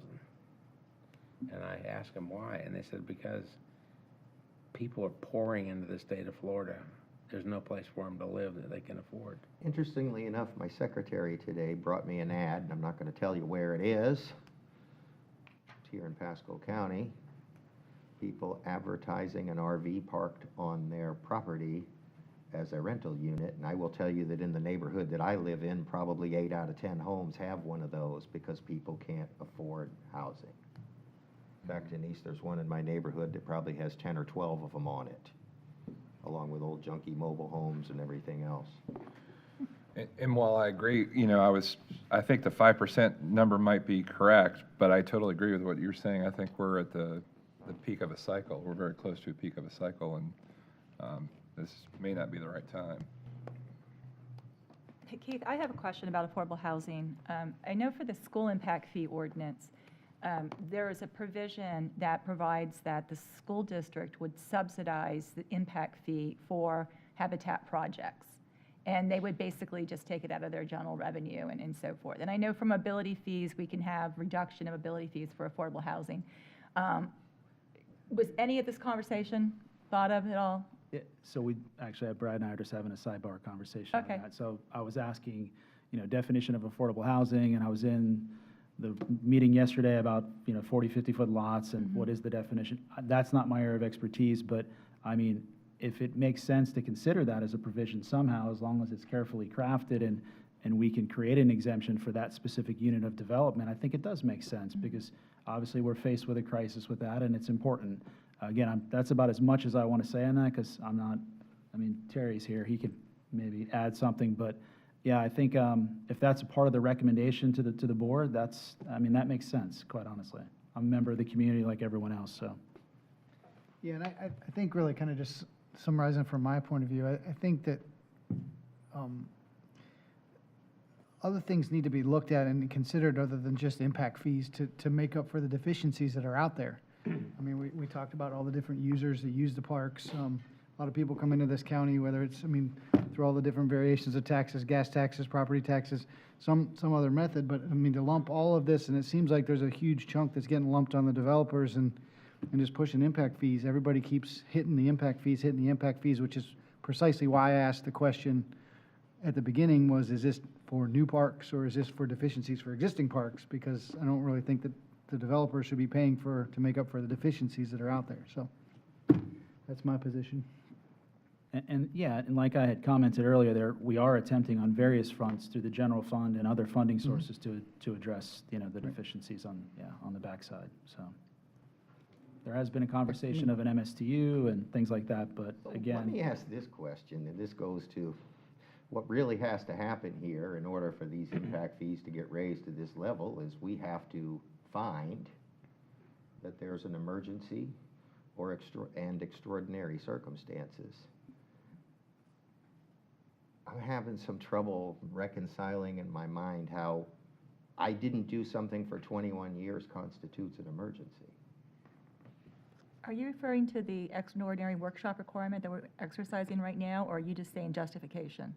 Well, that's the justification to go beyond what the state law allows for an increase, is that you have to find that there's an emergency and extraordinary. You don't have, you actually aren't taking any action on that. You're just going through this exercise. There's no action on the workshop that we're having right now. I know, It's just the but other two items. in order for the county commission to raise the fees above 50% beyond the demonstrate current level, they have to find that there's an extraordinary circumstance and an emergency. Right, and that's what Keith has presented, the And circumstances. so that's what I'm asking, is how do you justify that we failed to do something for 21 years constitutes an emergency?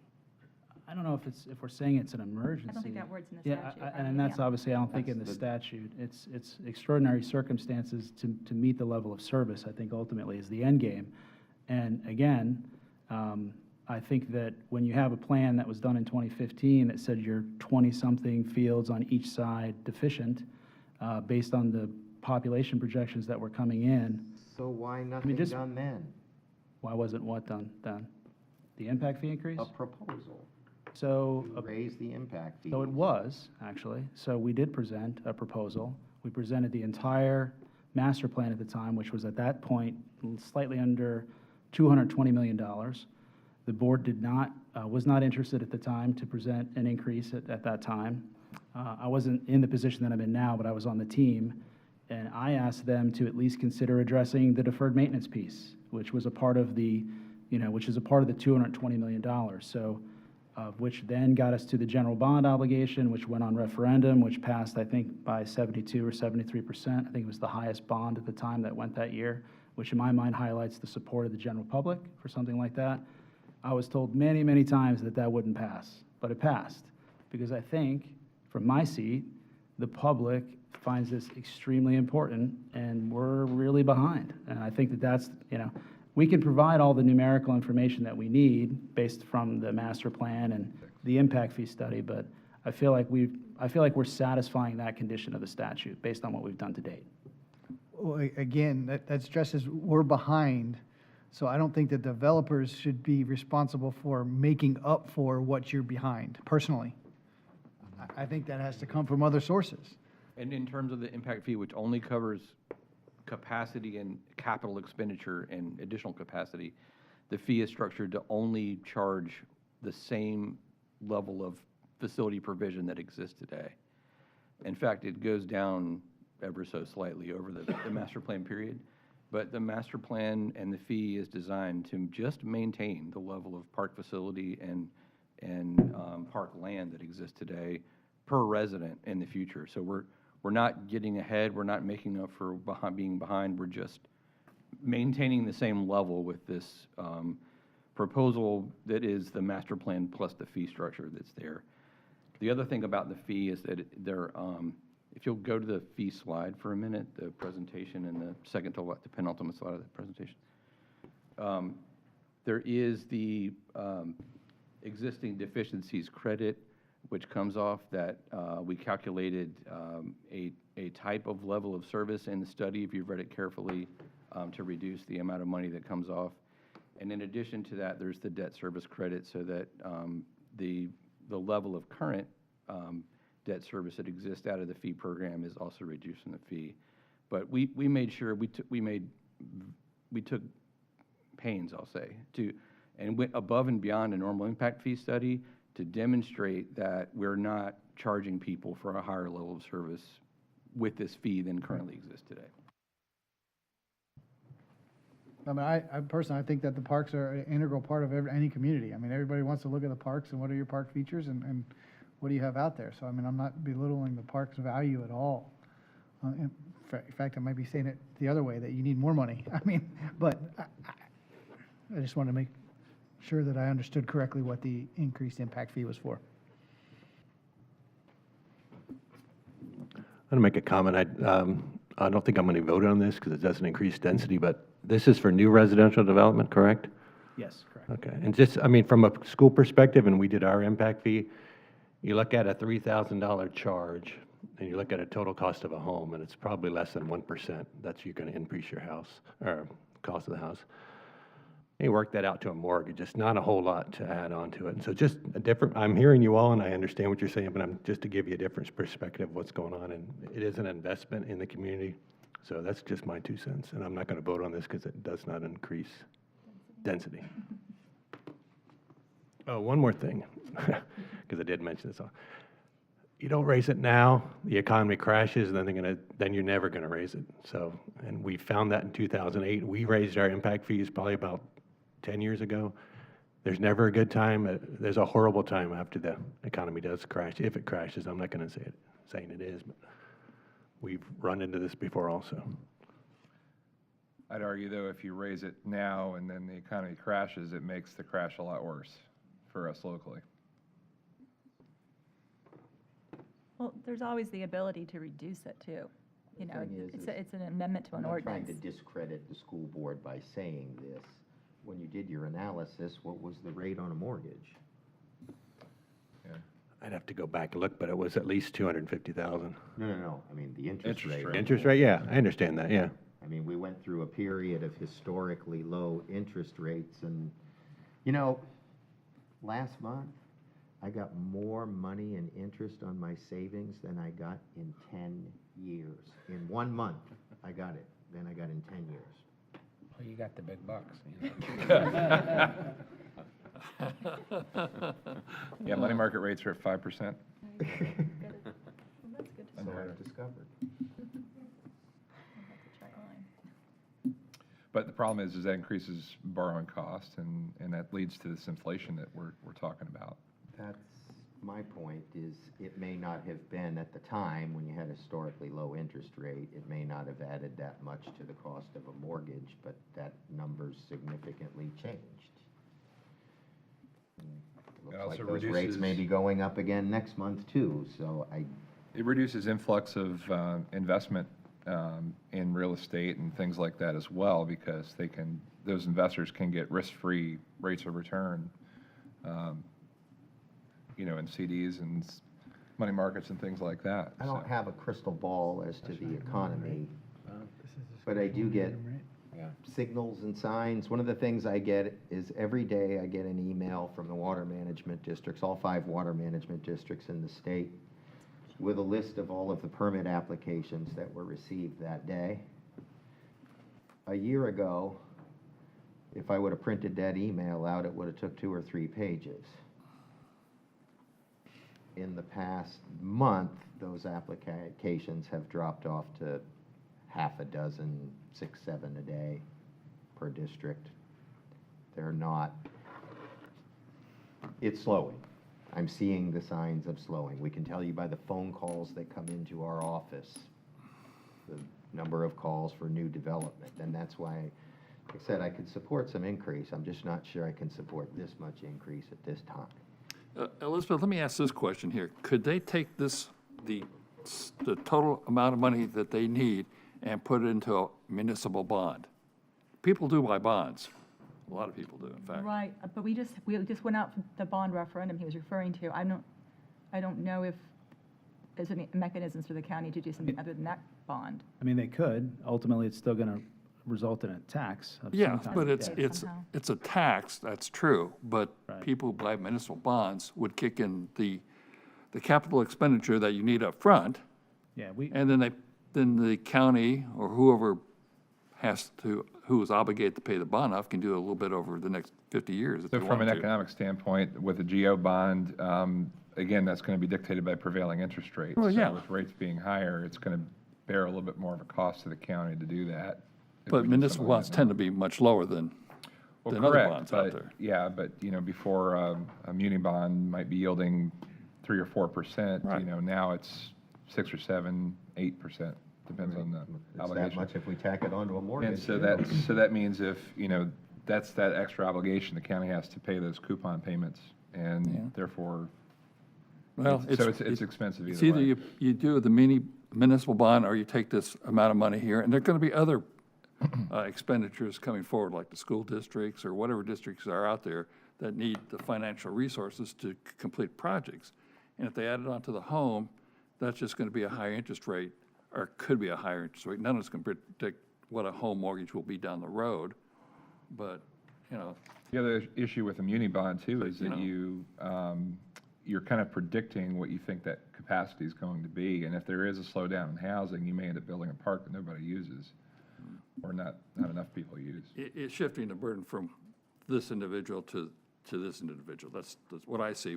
So I see muni bonds as a possibility, and Yeah, I think it's a good suggestion. I like the idea of spreading the risk. I don't like the idea of just hitting the homeowner. Yeah, that's my biggest complaint. But the other thing that I would like to see is I just like to see more parity between what we're charging and what other surrounding counties are charging. That was going to be Because my competition next is- question, Chuck, is clearly, I competition is feel like important. I'm hearing there seems to be at least a majority, if not unanimity, that the number may be too high.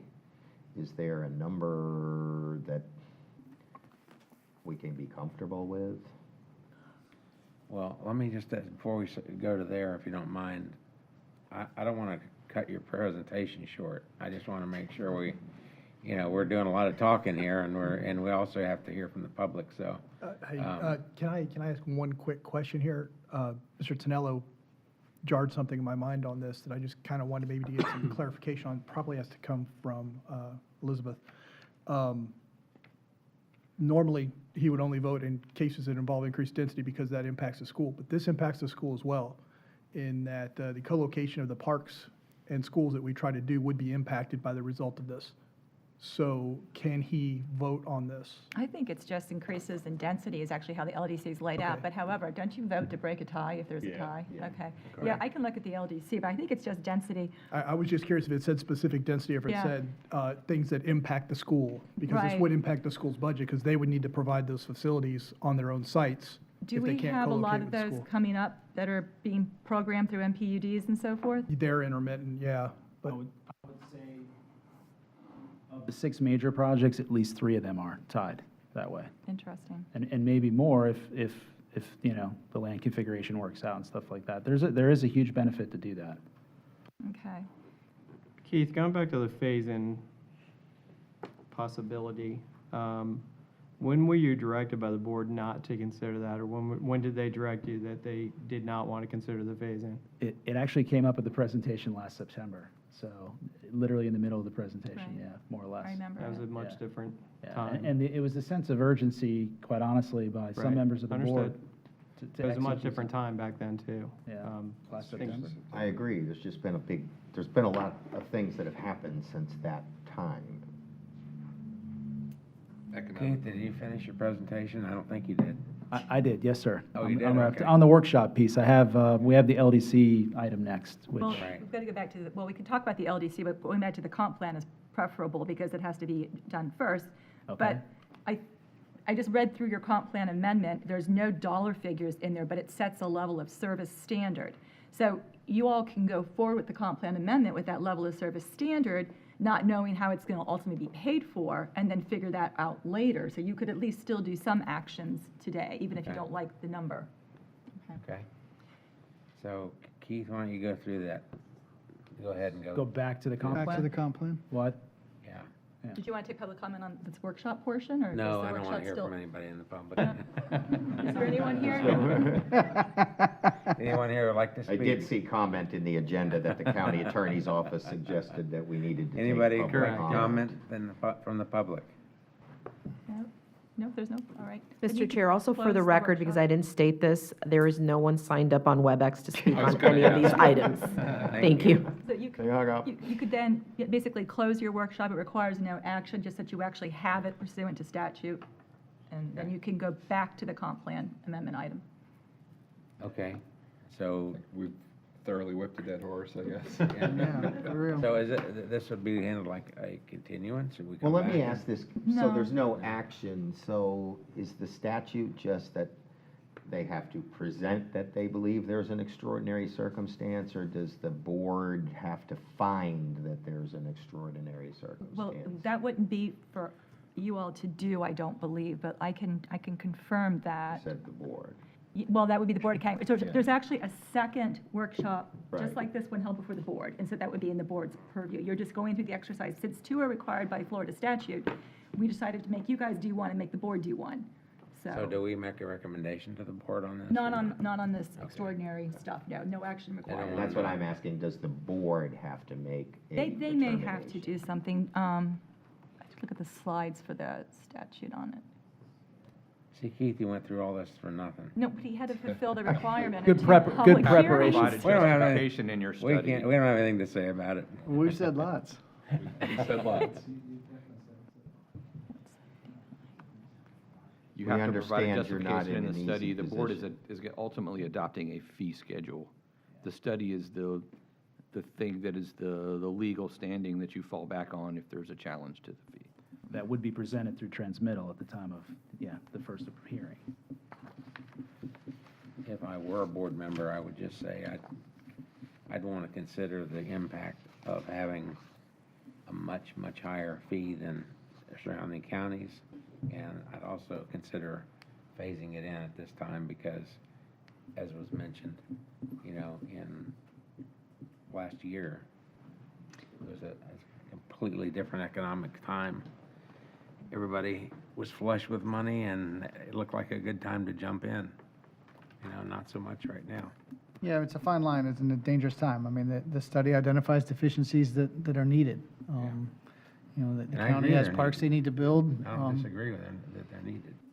Yeah. Just how do you get them? Right.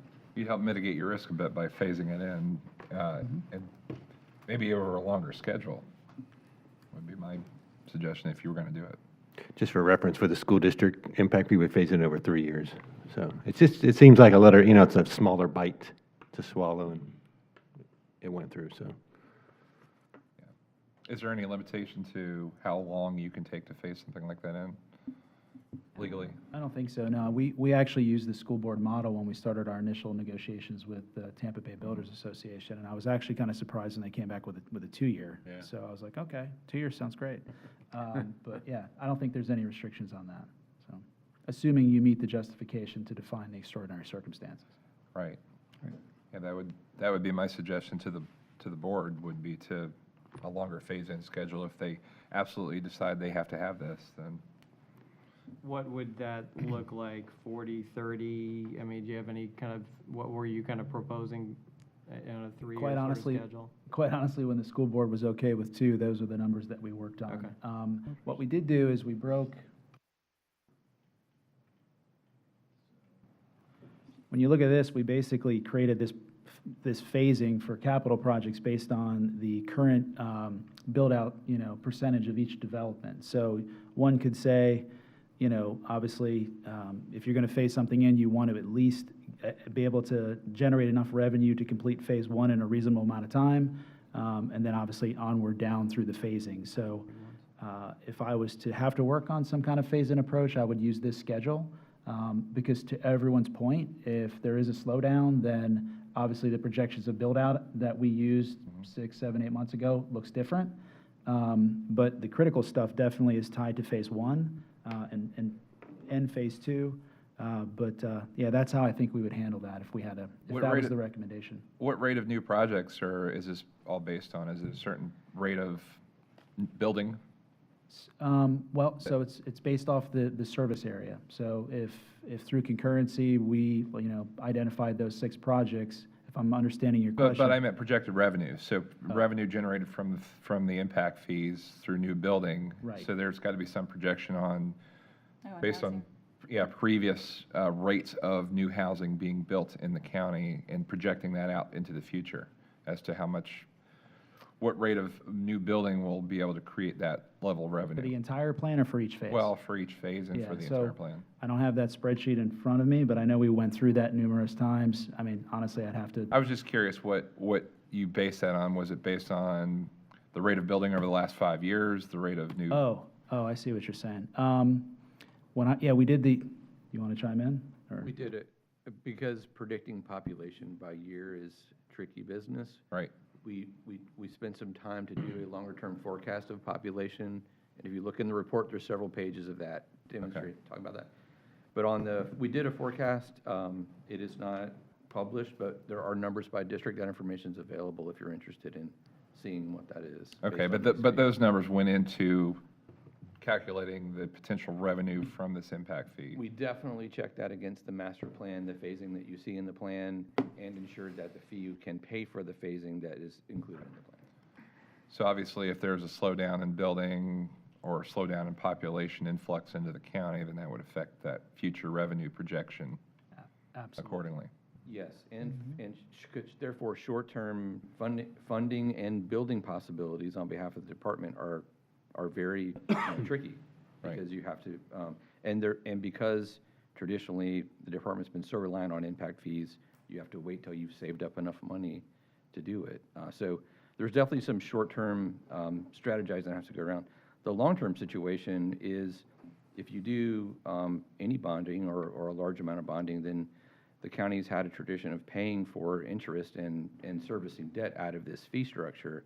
So just want everyone to be mindful that if bonding becomes a situation that is promoted, just like all of us pay interest to the bank, or the county pays interest to whoever the debt holders are, and that money would come out of the impact fee study, and the long-term ability to implement some of these things might be compromised, because the fee is exactly set to how much parks is needed. Well, So every piece of interest paid out of the impact fee program degrades the ability to deliver the full package of improvements that are embodied in the master plan.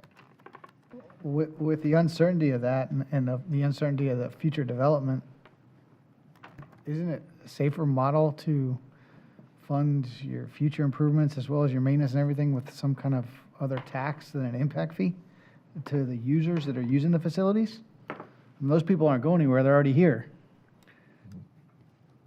So I guess I'm just kind of, I get lost in, let's use the impact fees as the model for how we're going to fund these, but well, wait, we don't know if we're going to collect impact fees or not.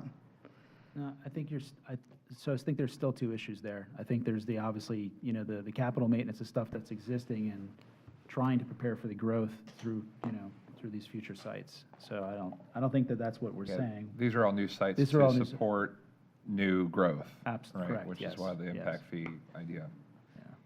And again, we are trying to figure out that Right, that sure. continued capital maintenance To piece. answer one thing, there's some provision to allow for grants to be added to the impact fee money to complete the master plan capital improvements. And there's the whole operating side too, which Keith has to figure out how to pay for, that is Right. not subject to these funds being used.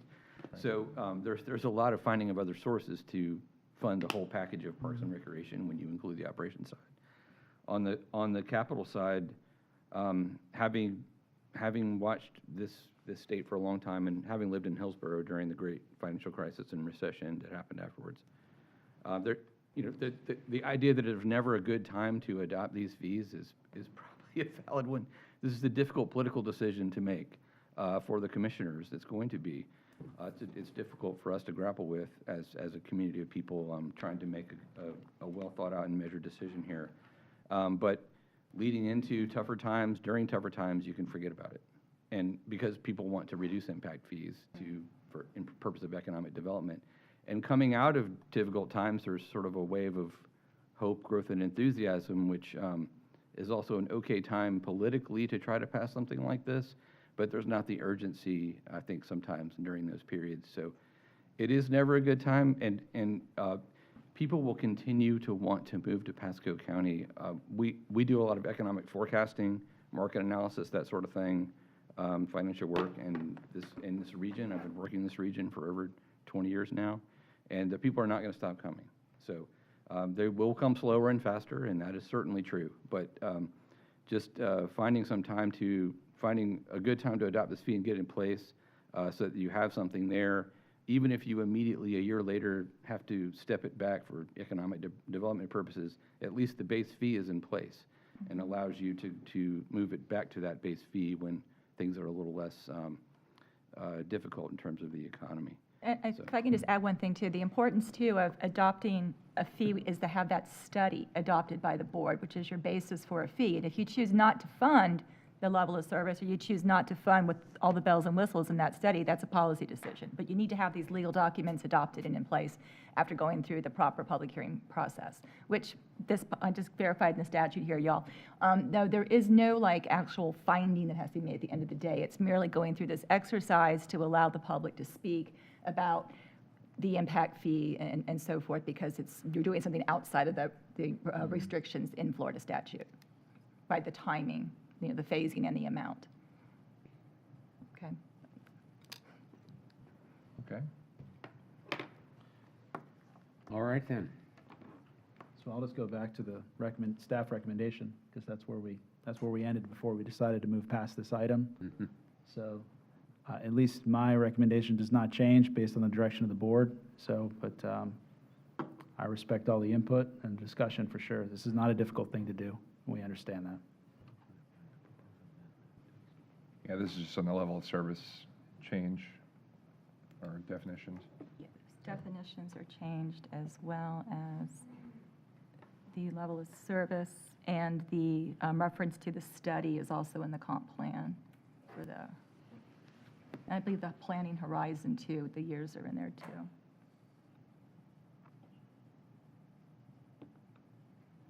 And you're creating the new definitions of the different types of parks.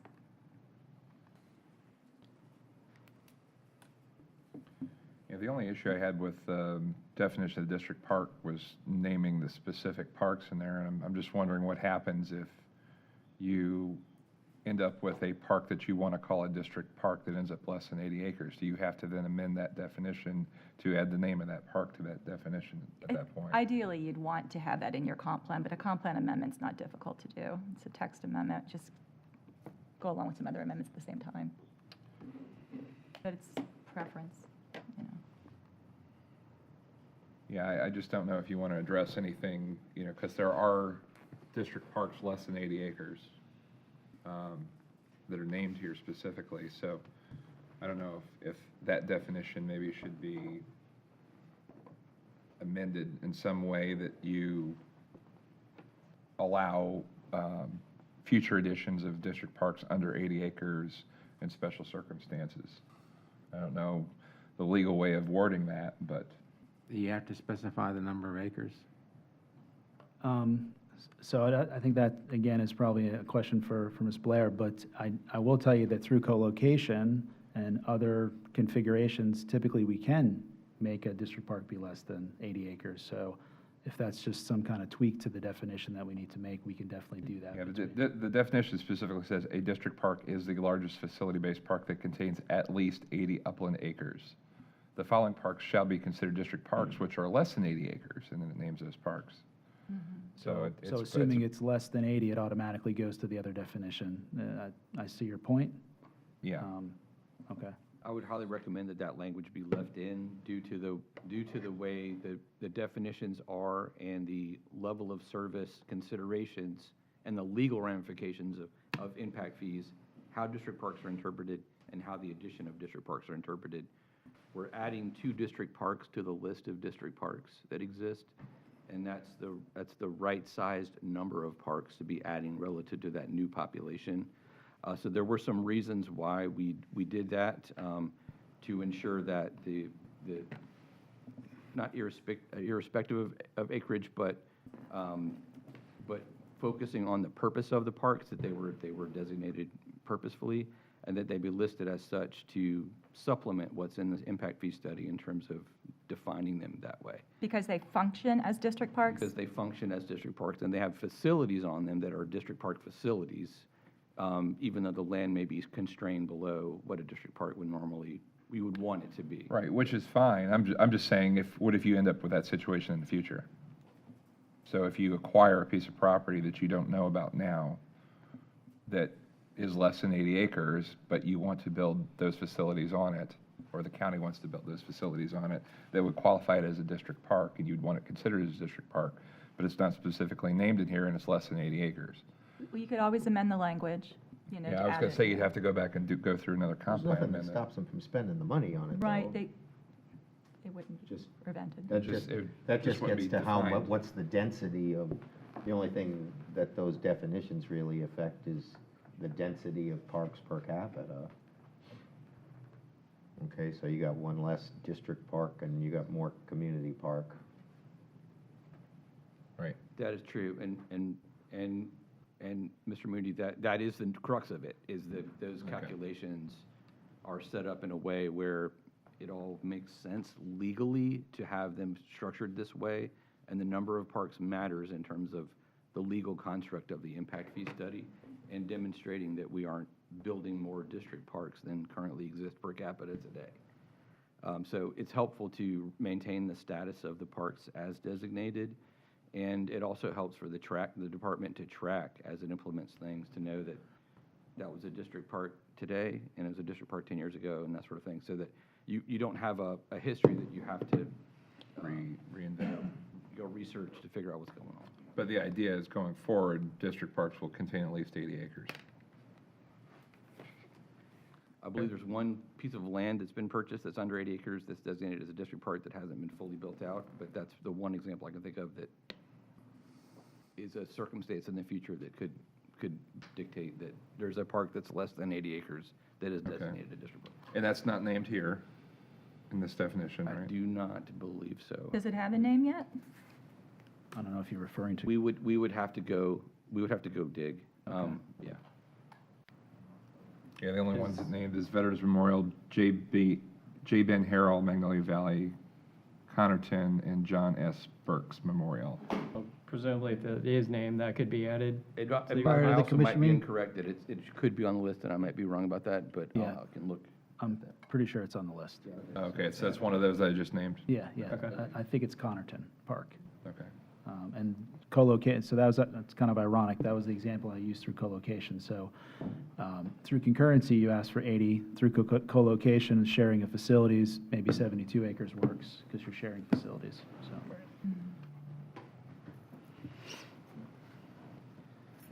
Okay. Okay. Yeah, that was the only Any further comment? comment I had on the definitions. Public comment? Any public comment? So despite all the Guys have opposition been that's awfully here, quiet back there. motion to approve? I'll second. We have a motion, and we have a Find it second. consistent. Motion to Find it find consistent, yeah, find it To find consistent it with the comp plan. consistent, Comprehensive plan. And we have a second. Any further discussion of the motion? If not, all in favor signify by saying aye. Aye. No? I'm going to vote no. I really have a problem with putting the burden on one industry, so I'll go no. Well, this is just for the This definition. is just the of definition This right is now. just the comp plan. The density, This is not the redoing the density. approving the number or anything. Okay, thank you for clarification. I can vote yes. I'm sorry, could we have a clarification on who voted, Let's have a roll call vote. For all in favor, by roll call. Mr. Jamie Jordan, Aye. Mr. Derek Conlon, Aye. Mr. Peter Hansel, Aye. Mr. John Moody, Nay. Mr. Christopher Poole, Aye. Mr. Richard Tinella. I'm not voting. And Chairman Charles Gray. We just wanted to make sure you're paying attention. I'm awake. Aye. The motion carries 5-1. Okay. Then we go to the last one.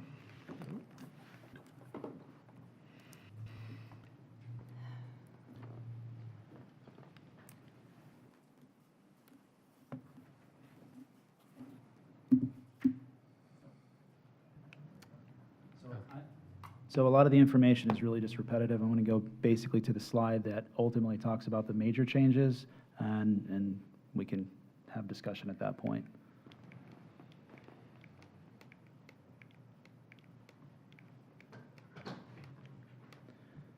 So one of the big changes through at least the modifications to the LDC is talking about moving projects to different phases, replacing facilities actually in the plan. So again, this is plan-based, so we're kind of locked into the plan. So if in fact the board wants to make changes, it has to be of equal value. Let's see, and adding projects or facilities that are fully funded by non-impact fee revenue sources. So meaning that the capital plan can have a project list or a project on it that's not solely funded by impact fees. Fully funding facilities with impact fees where project costs exceed the actual estimates by less than 20%. And then all of these changes ultimately through the LDC would have to be approved by board resolution if there was any modifications to the capital plan. But that's pretty much the high-level summary of the changes in the LDC. Everything else that we've already talked about today still stands. The fee as presented is what we've talked about. At this point, we're not presenting a phase-in, though I know we've talked about it, and at this point, we haven't talked about any other way to fund the capital program outside of the Parks Impact Fee increase. This is the implementation schedule that we talked about. And at this point, Parks staff recommends approval of the item in front of you and hopefully to stay on target for the projected schedule. which would be the first transmittal hearing in May, and then the final adoption hearing in July 11th. All right, is there any further discussion, questions, anything from the public? Anybody on WebEx? No one is on WebEx. One- You're just checking to see if I was paying attention, huh? Just one comment about impact fee credits and some clarification. And there's nothing, I don't think there's anything different in this ordinance than exists today. But when a developer is either donates or is exacted land for one of these community or district parks, he's not given credit for the entire impact fee. He's only given credit for the land portion of that fee. So it's only a fraction of the fee. Which, when you look at that value as developed versus donated, he's paying a hefty price. So that's, Okay. obviously, for a second, Mr. Moody, I thought that was a question, but that is correct. In some cases, we have structured deals where there could be facility credits issued, assuming the developer builds said facilities agreed to the plan. That's something that we've also been trying to consider, because quite honestly, that's another way to get stuff out of the ground quicker than waiting to collect impact fees. But your statement is correct. So, again, the exact number, I don't have in front of me for the land portion, but is slightly over $1,000. Previously, right now, it's $117 as a portion of the existing fee structure. So, What's in the John, is package? there a What's in the motion presentation? you'd like to Approximately make? $700, Keith. The land Not fee. right at the moment. Yes, yes. Okay. This is the, and You have the the flip floor. side of, what was being discussed earlier, where a high valuation of land does make the fee higher, and that does impact people who have to pay the fee. But a higher valuation of land also does provide a better position for the county to work in good faith on equitable terms with a developer who's donating land, because they can afford to use the numbers in here that are a little higher, and that developer gets more credit because those numbers are higher in the study. And I'll just add on to that. So in lots of discussions over the last couple of years, we talk about this all the time with the developers. We would love to work with you on that, but unfortunately, we can't recognize your land credit value because we don't have enough entitlements in said MPUD to even come close to recognizing that. So there's been, and I'm not going to mention any names, but there's been tremendous support for at least raising that section, because quite honestly, it's difficult to do any type of deal. So I think if this fee moves forward to adoption, it would strengthen our ability to kind of maybe do land deals, tied to concurrency along with some facility. And then if there's cash, obviously cash out of cash into the deal as well. So it just increases our ability to be fair through the concurrency requirement.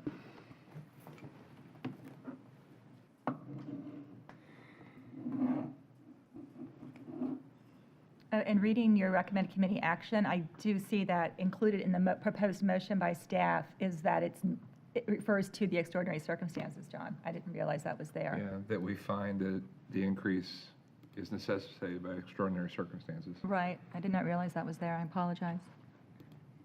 and recommend approval of the ordinance to BOCC.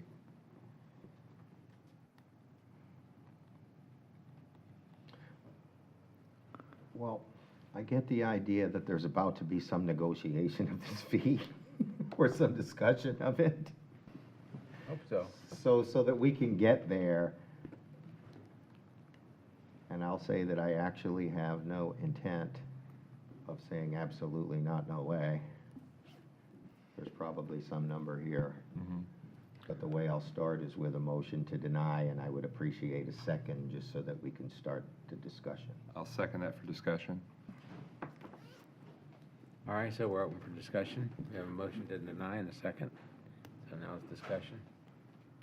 Well, I mean, the difficulty here is, I think, obviously, look at all the people that are here to speak against this. I mean, obviously, the community realizes this is something that's needed. I don't think a denial gets us anywhere close to where we need to be and gets us moving in the right direction. And I don't think we're up here as a No, board today to come up with a number that we think's fair. I actually not assuming that this vote will go my way, Jamie. Right. It was No, a I know. safe way I mean, of that's my initiating a position on it. discussion Right. on a number. Okay. I think there was a lot of discussion earlier that we felt like, I don't know what, depending on whether you're talking about single-family detached or multifamily, somewhere between 350 and 550% might be a little extreme. The state law says we can do it 50% without finding that there's some extraordinary circumstances. I heard the chairman say he might like to be more in line with what the other counties are, and I'm going to ask if we can put that slide back up there, more in line, because that's kind of where I think I would be. And you mentioned some of these other counties they pay for Parks and Rec through different assessments as opposed to impact fees? Yes. Yeah. Okay, do you know which of these counties listed here do that by chance?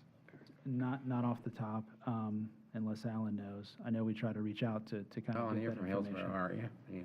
Yeah, any idea? No, they have some of these around the county. I don't think it's a countywide strategy, though.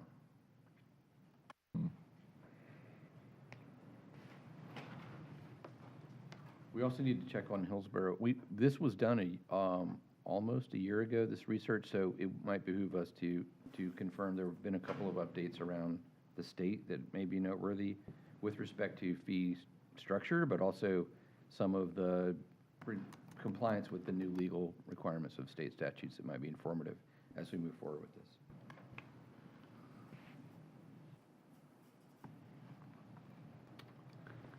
Yeah, I'm kind of with you, John. I take issue with the amount all at once, especially not knowing. I know we need to do it, but the amount, 350 to 500 and some percent all in one shot is kind of a difficult pill to swallow, especially if we might be entering troubled waters economically.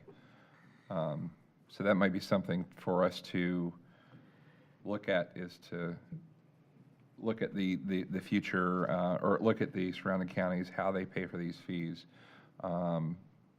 See if there's any information about what they are planning to, because it's not just Pasco County that's experiencing growth. All these counties in Florida are experiencing growth to some extent. So what if some of these other counties discussed in terms of meeting the needs of Parks and Rec for these influx of people? Do we know how old the Hillsborough County number is? Is that? So in talking to their director, I feel like they've recently, I think that number's correct for Hillsborough. But again, it's calculated by, square feet too, so it's a little, at the end of the day, that's not an apples to apples comparison, What we have on the table is an estimate Yeah. range. Keith, am I right to assume that the number here in Pasco is so high because Pasco hasn't done anything in a number of years? So they've got a lot of making up to do? Quite honestly, that's kind of where we're at. So when I talk about 6 district parks that are still in build-out phase in various developments, we're not even close to hitting the revenue to getting those built. So and again, I remind you, it's not consumptive, it's plan-based. So plan-based off a needs assessment that was very specific through community stakeholders, a lot of time put into that. So it's not like we're throwing a dart, at the dartboard thinking that we need X. There's a very, very deliberate approach to come up with the actual total cost. And if we had done the consumption-based calculation, this number would be much higher in terms of the value of the park system per capita today is much higher than this fee that's being proposed. We just completed a study in a panhandle municipality where the value of their park system per person was $8,000. So that was the sticks and bricks value per person. Of the existing. Yeah, so in Pasco County, you may have something similar, I would guess, in the range of $5,000 to $10,000 would be what your existing value per capita is.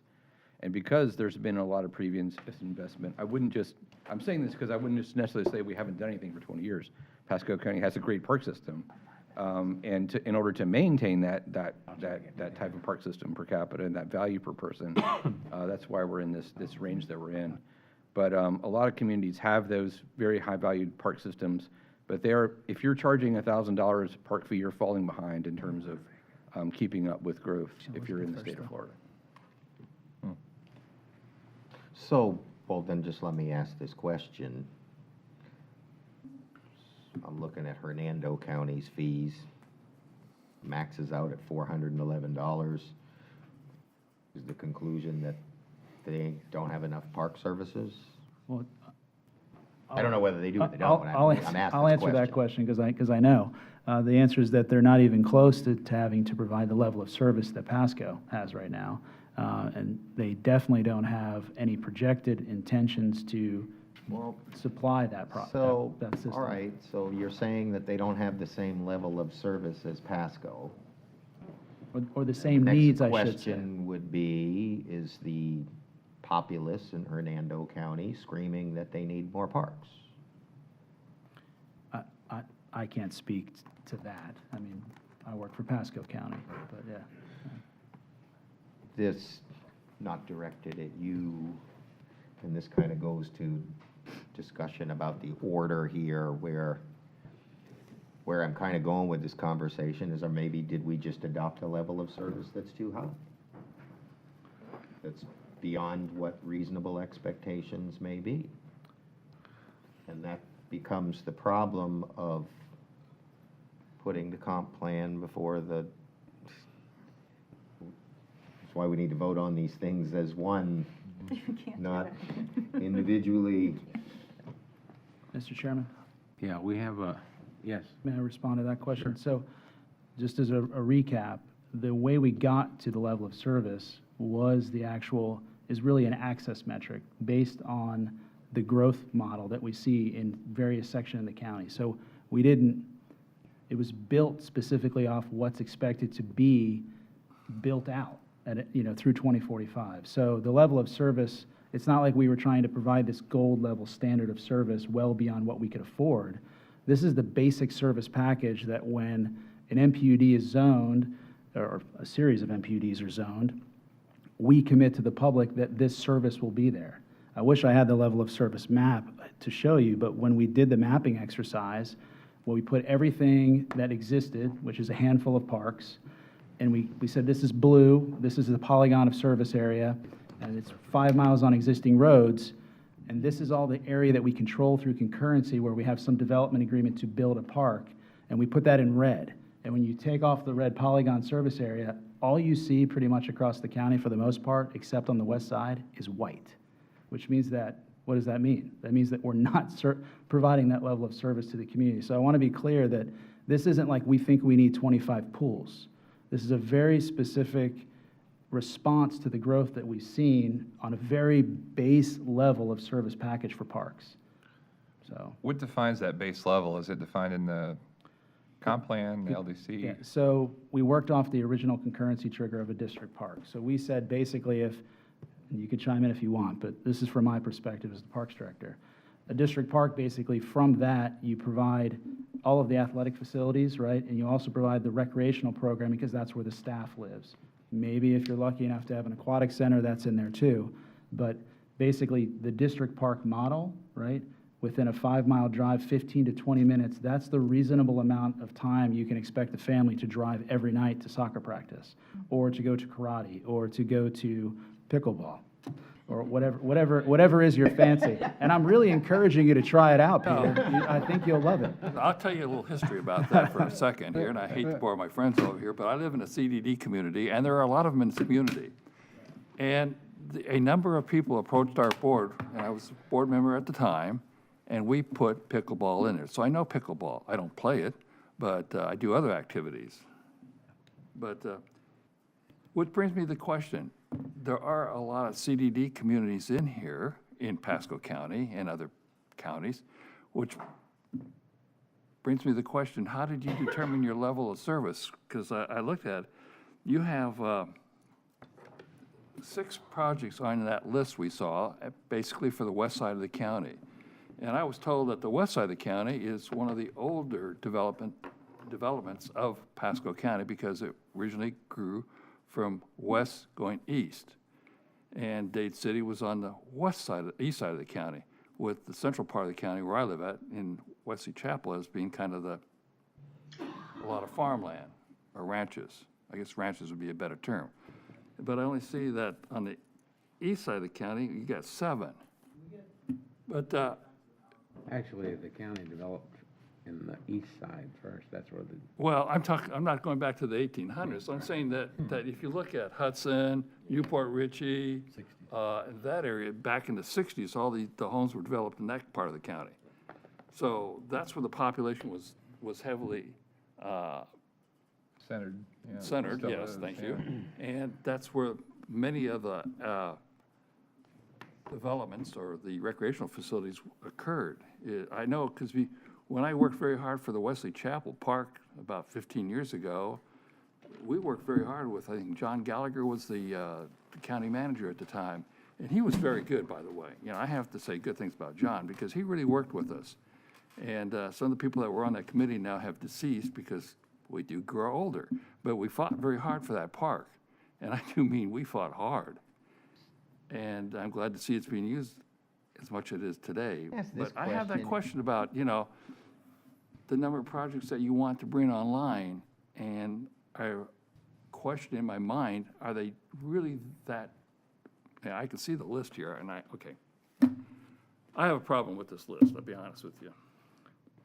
That's, I respect your If position. you're looking at a level of service, I'm not trying to be argumentative. this is just strictly one second, discussion. John, 1 second. If we voted to deny this, are we just really basically, all we're doing is providing a recommendation to the board, Yeah. right? So by voting to deny it, really all we're saying is we're not saying that we don't think that there's needs. We're just saying we're recommending that the board look at it a little further.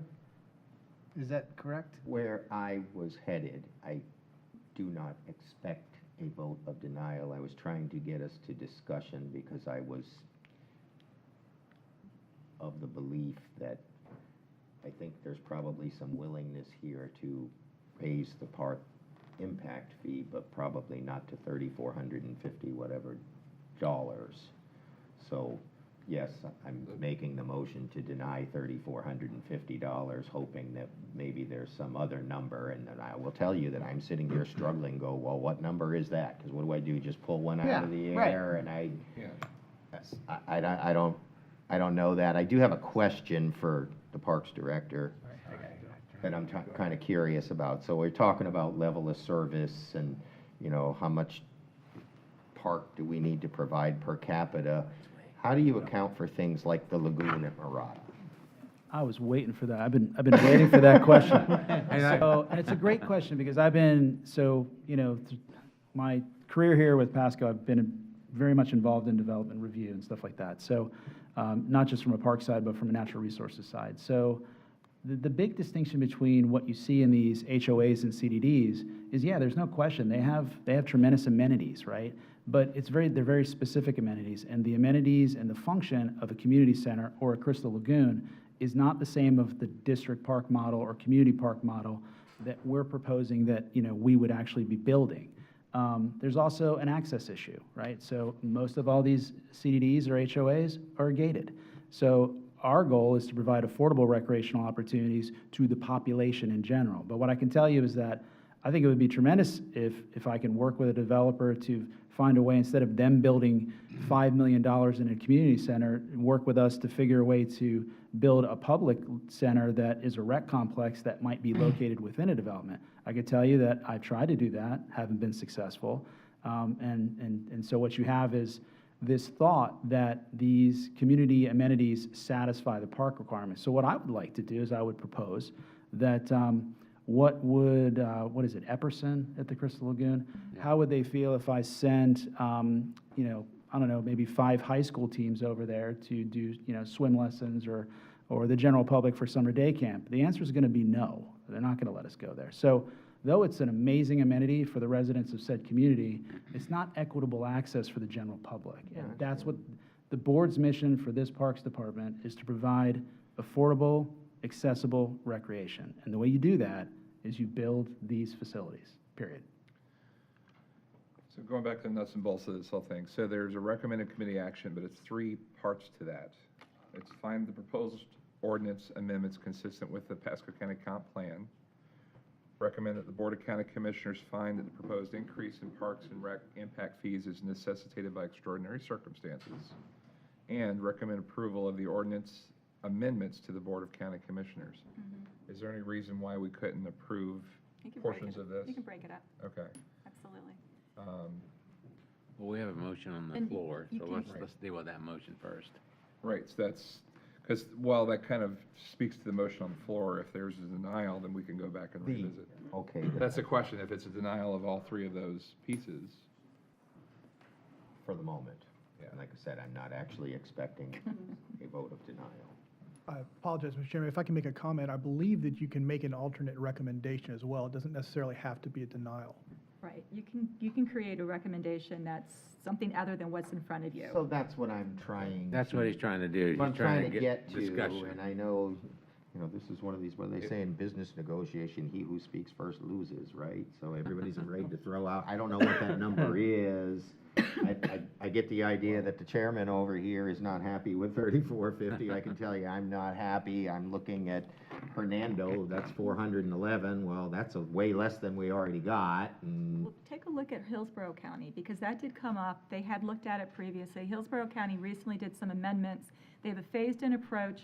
Their system of setting the base rate is based upon house size. Ours is not. That would be a complete redo of the study. But you could look at their numbers that they get for typical average size but housing. that one topped out at 2,700 and something. What, no, well, No, actually, it's more it than tops that. out at 4,218 for 4,218. 4,000 Can square you go foot house. back to that? And interesting, they actually go after hotels and lodging as well, which I thought was interesting. So, and they have the phase-in that you all have been talking about as well. But the average house size, let's say it's Probably 20, 2,000 to 2,500 square feet, right? is the current impact fee for, or what we're talking about is about $2,100, $2,145. With a study that showed at 330, so they're not implementing their full study, even though they have an adopted study. So the current rate 55 is, and 60. for an average house, is somewhere between 2,145 and 2,299. Right. Well, I don't know if it's for us to sit up here today and kind of figure out a number that we can agree with. I think, to your point, I think it's more about, at least that's my opinion. I mean, there are experts in the room that have worked extensively on developing this and the study and the like, but when I see what Hillsborough's done here, and I see the way they've broken it down, and the fact that they, to Peter's point previously, that they've actually brought hotels into the mix, I mean, that seems much more equitable to me to look at something like that and then look at a phase-in study, because I mean, that, Keith, again, to the point that, the commissioners directed you last September to kind of get this done, and if we were sitting here talking about this last September, the likelihood is we probably would have been in your camp and voted for it, but I can't bring myself to do that right now, the way it is. And this phase-in is, I mean, it's 10% between the 2 years. This might be a 10-year phase-in. Right. So if they vote to kill my motion, would you be making a motion? Well, yeah, I'm trying to develop that in my. All right, in so my anyway, head. if everybody's had an opportunity, I'd like to call the question, so can we please have a vote on the motion and the second? All in favor of the motion to deny, signify by saying aye. Aye. Opposed, like sign? Hey. Nay. Okay. I think that carries. Yeah, I So denied my own do I hear a new motion. motion? So we're back to a new motion. So you said that we can neither approve or deny, but make a recommendation instead? Well, you can make, well, you're basically, I mean, you do have to make a finding of whether or not the amendment is consistent with the comprehensive plan, which, since it's been written by staff, it's consistent. You could say, yes, it's consistent with the comp plan, you just adopted that, or just recommended approval of that. And then you can go on and have another separate motion regarding the extraordinary circumstances, and then you could have a recommendation for the ordinance amendments, which actually sets the actual price, is in the ordinance. So you could have some caveats in that motion on that ordinance. So I'd like to hear a motion as to whether we are consistent with the comp plan. I'll make that motion. What is the motion? That we're finding the proposed ordinance consistent with the comp plan. Just That that we just portion of it. adopted, Not the or just numbers, recommended just the adoption. motion. That we just recommended adoption. Plan. Well, then in that case, I'll second that. Okay, any further discussion of that motion? Does everybody understand the motion? Yes. Okay. All in favor of the motion signify by saying aye. Aye. Opposed, like sign. Motion carries. Next. All right. So did you want to discuss your thoughts on the extraordinary circumstances necessitating that the impact fees be phased in or not phased in? Because that is what that's one of the things that necessitated this Question, workshop. Elizabeth, for legal clarification. With phase-in and the cap, the statute caps the increase at 50%. Are you capped if there's this 2 or 4 year phase-in period? Oh, I'm not sure. I would In other think, I words, think you does- have to meet both prongs of, let me check out this subsection 4. If the phase-in's over 50% from the existing, then, which it would be, unless you do a 10-year phase-in. Well, it says, the statute says 2 or 4 years, so I was. Right. The question is can you go, if you agree to phase in over the 2 or 4, can you go over the 50%?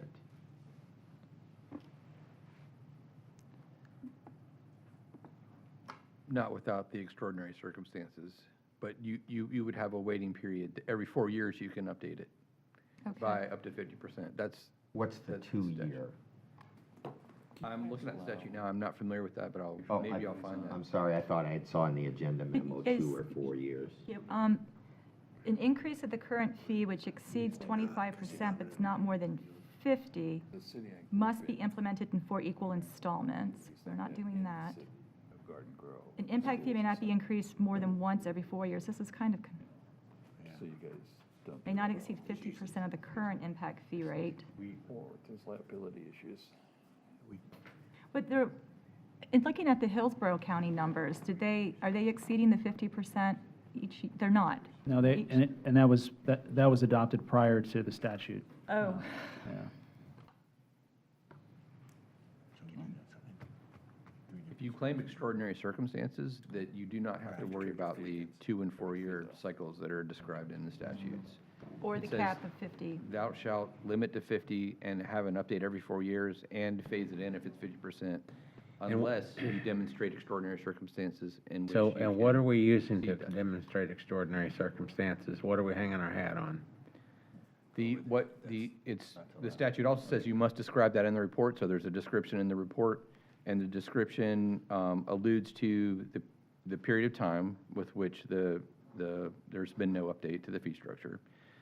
The second, I think, more important point is that in the last 2 years, construction costs, and Keith's put up the consumer price index up on the screen, has gone up so much that everything the county thought it could build with the money it was collecting is unaffordable to build anymore. And the extraordinary nature of that, and you can read what I wrote in the report, but the circumstances of COVID-19, the circumstances of the response to COVID-19, and the economic ramifications of that we're seeing with the global supply chain, with inflation, with other things, I don't know that anybody can say with a straight face that that's not an extraordinary set of circumstances. We're talking about a 100-year virus that caused a 100-year reaction, whether you liked it or not, with that reaction. And it really threw a wrench into things. And so that is the description that's in there. Maybe we could send the bill to China. Right. So, okay, I mean, that could be a good argument for extraordinary circumstances. How long has it been since we updated it? 2002. 2002, okay. So the second portion of this is just determining whether it meets extraordinary circumstances. And then the third portion of it is discussing the actual fee itself. Mm-hmm. Right. Am I correct? Yeah, do it that way. So, do we have a motion on extraordinary circumstances?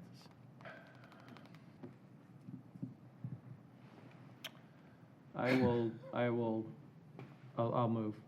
So moved. And do I have a second? That meets the Right. definition. I of can second extraordinary that. I can second this without any problems. Okay, so we have a motion and a second that it does meet the extraordinary circumstances requirement. All in favor of that motion? Is there any discussion? Nobody No, on I'm just WebEx? trying to make up my mind. I thought I just seconded that. Nobody on WebEx, right? He's ignoring me. Just for discussion. Yeah. I didn't make a motion because I can't find it that. Okay, so anyway, we have a motion, we have a second. All in favor of the extraordinary circumstances signify by saying aye. Aye. In opposition, like sign? Nay. Okay. Let's have a roll call. Do a roll call? Yeah. Yeah. Mr. Jamie Girardi, Mr. Derek Fontlitz, Nay. Mr. Peter Mainzel, Nay.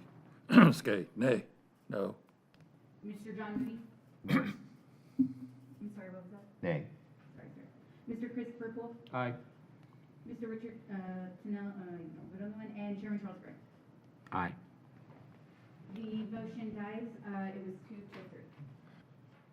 So can we make a recommendation? So what was the vote?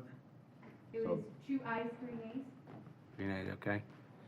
So that means motion there's dies. we're not finding there's an extraordinary circumstance. Correct. So let's go Then to the in next that one. case, we would be limited to 50% of, a maximum increase of 50% of the fee. And a phasing in. Yeah, I mean, And a phasing in, is it both? Yeah. Okay. for me, it's just the change in economic conditions since the report. Although that is, completely agree with you with everything increasing. We've seen it. Yeah, But I will say this is going to be one I go home and write was one of the hardest decisions we ever made up here. yeah, It's not easy. because we're trying to predict the future. And I'm sure I'll have lots of discussions about it with my neighbors. Of course, the Yeah. BOCC. But I would support the 50%, the state's cap of the 50% increase. I could do that. Yeah, Well, I think that, personally, I voted for extraordinary circumstances because, there have been some pretty extraordinary circumstances in the recent past, and the fact that we haven't updated it for 22 years or whatever it is, that makes a huge difference. We can't work on the budgets that we did in 2002, but still, I have sticker shock when I see that number that we came up with. But it's, that's, I agree with Keith too. That's what makes it difficult. Is it needs to be done in some way. I just don't know that it needs to be done totally on the basis of impact fees. And I know they've done a lot of work. It pains me to not approve it because of all the work they've done on it, and I know they've really put their heart and soul into it. absolutely. So, but we have to make a judgment. That's what we're sitting here for, and I accept the majority's judgment on this issue, even though I don't totally agree with it. I think a 50% increase is, you might as well not give them any increase if you're only going to give them 50%. And that's why I voted before in extraordinary circumstances. I think there should be a substantial increase, maybe not to the level that we're outlining, but in Hillsborough County, for example, an average home of average size, is around $2,000 to $2,300, and I think that's reasonable. My recommendation to the county would have been, look at what people around us are doing, and let's at least be competitive. Go to a number that's competitive. And so I would have liked to have gotten to that level, so.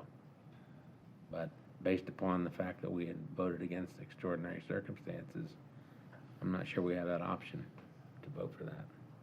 You wouldn't be able to, you'd be capped at the 50%. Right. And that's why I voted for extraordinary circumstances. But at the end of the day, we're not making a final decision either. No? Well, and I was going to say, for the record, that's something to explore, is to explore what keeps us competitive with other counties. We probably do need an increase more than 50%. But to explore that, explore phasing it in as well, because I think that's a big sticker shock all in one shot. Yeah. That would be my memo to the county commissioners is, Correct. you know, look at a number that's competitive Keith, how does And look at Hillsborough- hotels. Sorry. and look at hotels, right? How does Hillsborough County's level of service compare to what you're proposing, for example? It's, I mean, I think our needs are comparable, Okay. in terms of population and the model. And Brad had mentioned something to me, when you're talking about Hernando County and Hillsborough County and what we're trying to build in terms of a standard for parks, it's, you gotta set a benchmark. And I would say that, the benchmark is definitely not Hernando County, no disrespect to them. But, so I would say that we're both faced with the same demand on facilities, with the same goals in terms of what our build-outs would look like, if that makes sense. And Yeah, and that's why I'm saying, something competitive Right. with Hillsborough and Pinellas County. Yeah, and I would agree with you, yeah, I mean, we look yeah, to the Hillsborough, south, not north, absolutely. So just, another point, so Hillsborough's approach was consumptive, they didn't go plan-based, and quite honestly, one of the biggest criticisms that I recall of that approach was that no one knew what they were getting for the money. So the other reason we went plan-based, which obviously adds a very specific price tag to the overall scope, it's clear and transparent. So I think that's, Hillsborough can say, yes, we need X based on our population projections, but, outside of, then they were going to do their planning effort after the fact. We took a different approach. We did the planning effort in front of everything and then assessed the actual capital cost and then tied the fee to that cost, which again is something that I think the board appreciated as well. So, but that's just the distinction between the two counties. I'm with Chuck in that maybe it was Chris that said it, had this been brought to us in September, I'm sure this would have passed with probably very little discussion. I think things have changed. Well, and that's And something I'd that, like to, I'm sensitive to what Peter said at the outset. I don't want to place the burden just on new growth. I think there needs to be a variety of sources, and I think if we're going to apply impact fees, that we should apply those to hotels as well. Yeah, they're going to profit considerably, especially if you built the larger parks and you have, lacrosse, you have soccer, you have baseball tournaments. Those bring in hundreds of people, if not thousands of people, and this county is growing, and it's moving towards that direction. Nonetheless, they come, even if they don't come to participate in a sporting event, they come to use, hey, they came and they rented some kayaks and they used the launch, the public launch, or they went and rode bikes, rented bikes and took the Starkey Park Trail. And so they use those things, and I think there needs to be, people who stay in hotels impact our parks. Yep, And I they think do. some of that burden should go to them, and I think some of the burden goes to the taxpayers. Maybe the commissioners initially thought they could saddle all the developers with it and didn't need to charge user fees. In my particular case, I'm not necessarily against some user fees. One other thing, just facts you might be interested in, the strategic plan that Tourist Development Council will be working on. One of the things in there was a direction to our tourism department to promote our recreational opportunities to visitors, specifically that come to see family members, and how to have a public campaign where you alert the residents residing here about all these great things to bring their family to when the family visits, whether they stay in hotels or not. We just had some family come from up north, and that's what we did. We- We're looking for a place to get together. Well, hey, let's go cook some hamburgers down Yep. at the park. Let's That's go what we hit did. let's go hit the boat ramp, let's do that, yeah. Well, and speaking to extraordinary circumstances again, some of the things that were mentioned, we definitely went through, but there are also, as someone that studies economics for a living, it's also, some of that is cyclical and can potentially change in the near future with whatever new cycle happens. So you could see some of those construction costs fall back and some of the labor costs fall back and so forth if you know, the cycle I agree continues. with that, too. I don't think it's fair to assume that costs will always go up and that values will always go up. We know that they're cyclical. And maybe over the You long could- term, yeah, you know, what do they say? The Dow Jones is a roller Yeah. coaster that's always going up, but. But you over could the long have term. some deflation Yeah. in some of these areas.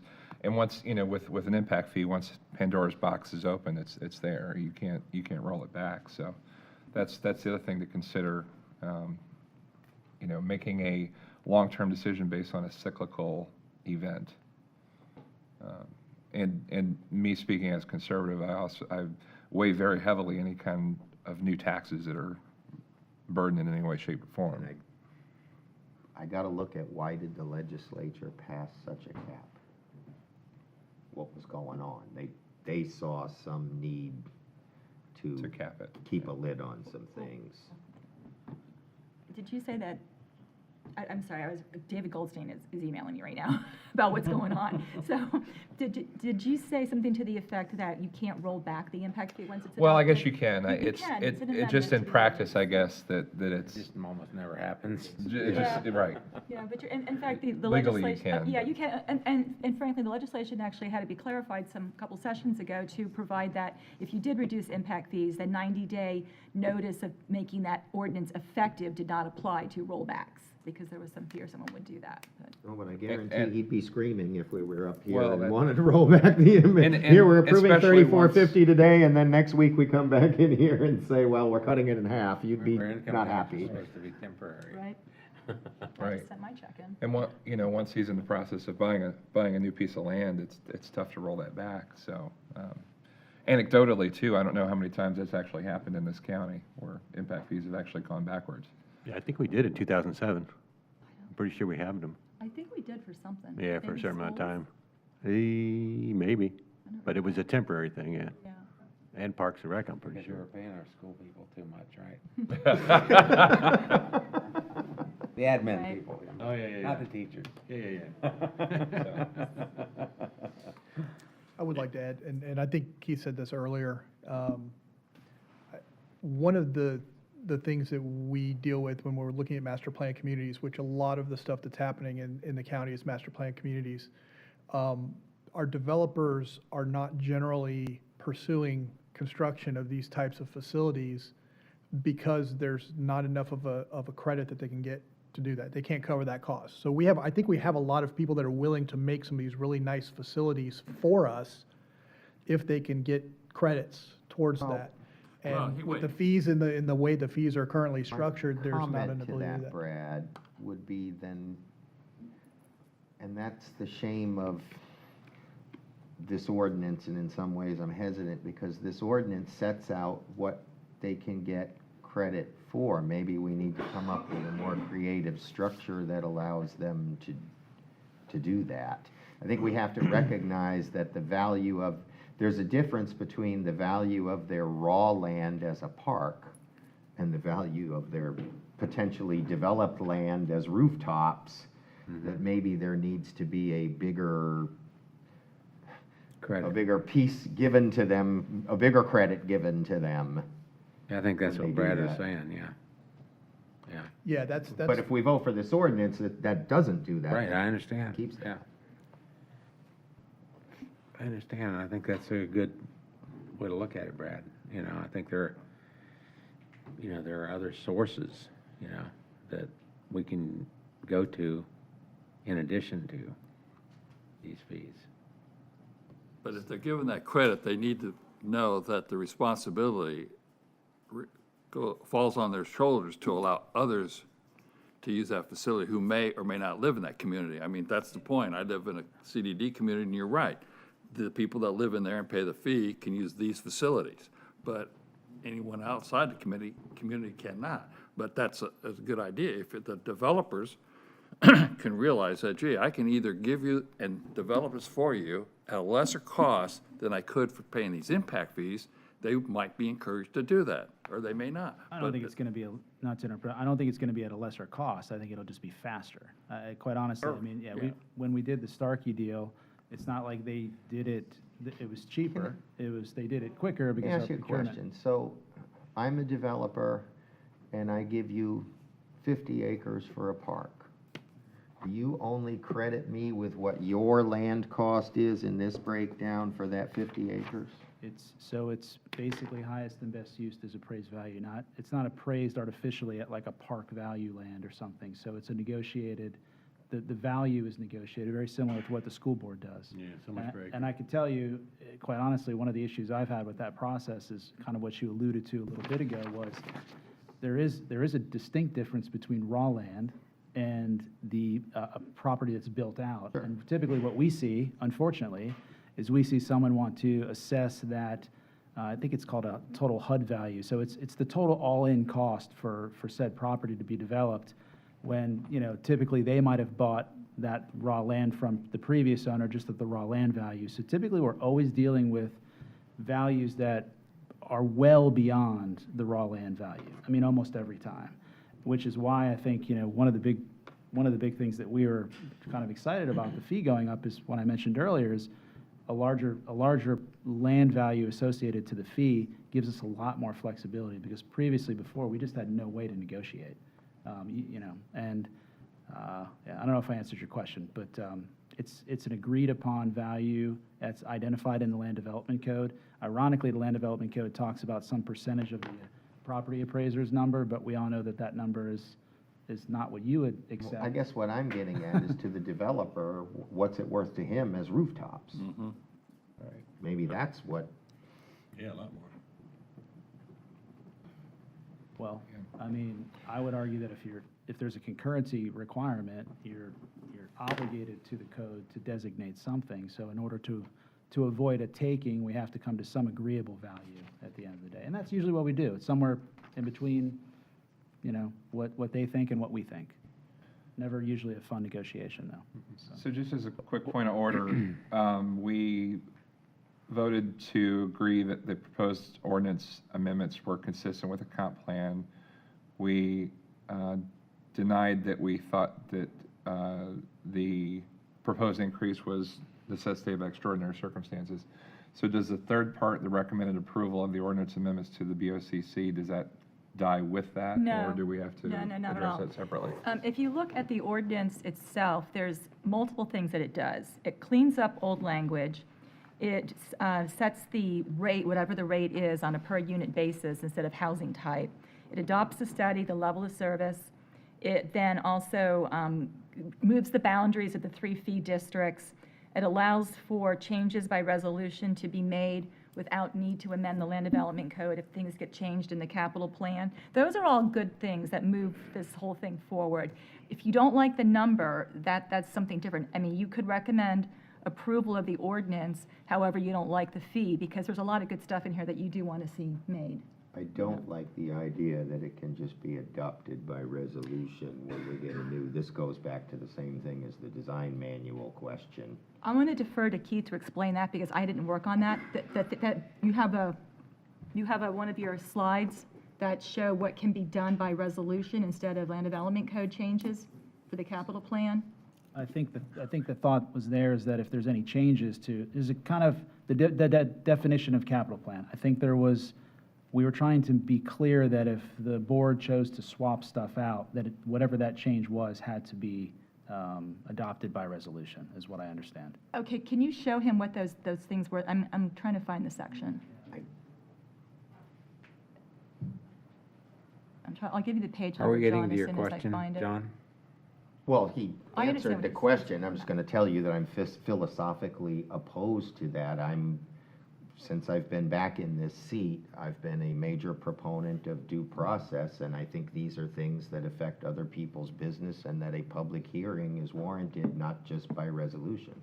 It's I page, think we all talked about that. yes, I watched that We one. did. Page You know, you 248, watched that one. page 248, paragraph number 3, it talks about changes that could be made to the capital plan without requiring amendment to the impact fee structure in the LDC. Moving projects at different phases, replacing existing facilities or projects, adding facilities or projects to the plan, so forth. You can read that. So, Yeah, what's the question specifically, just so I, well, I was explaining what is being modified in the land development code that they would want to go forward with regardless of not liking the number, because you want that approval, recommendation of approval of the ordinance, correct? But then Mr. Moody brought up the concern he had at a prior meeting about the development review manual and how changes are being proposed to be made to that by resolution without this board actually referring to them or seeing them. So it's a similar concept. However, these are changes to the plan, not changes to the code that would be made by resolution. So you may feel better about that. I still think it warrants a public hearing. Yeah, well, so So is your- that'd be one thing we wouldn't want to approve then.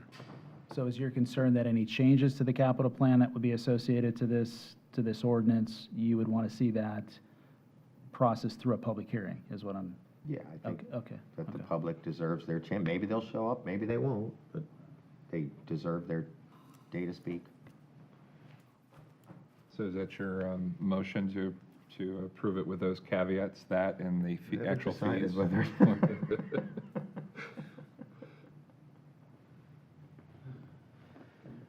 Well, I tell you that I'm better with the zoning and future land use decisions, then this is a tough one. I mean, this.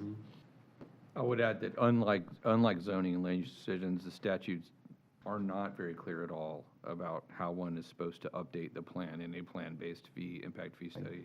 They leave it to local government's jurisdiction. So whatever's being discussed here, the statutes do not provide very good guardrails. We're going to have to just figure it out ourselves in terms of the due diligence and the airing out of any changes to the master plan. The reason that list is there is because Mr. Goldstein in particular wanted to make sure that we had a defined process for changing the plan.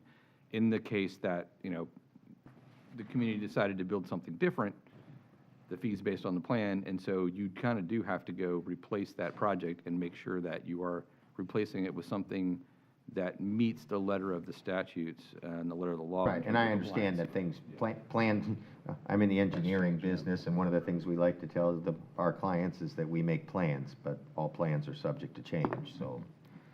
So John, I like the direction you're going. Why don't you just make a motion to incorporate those things? Okay, so I would make a motion to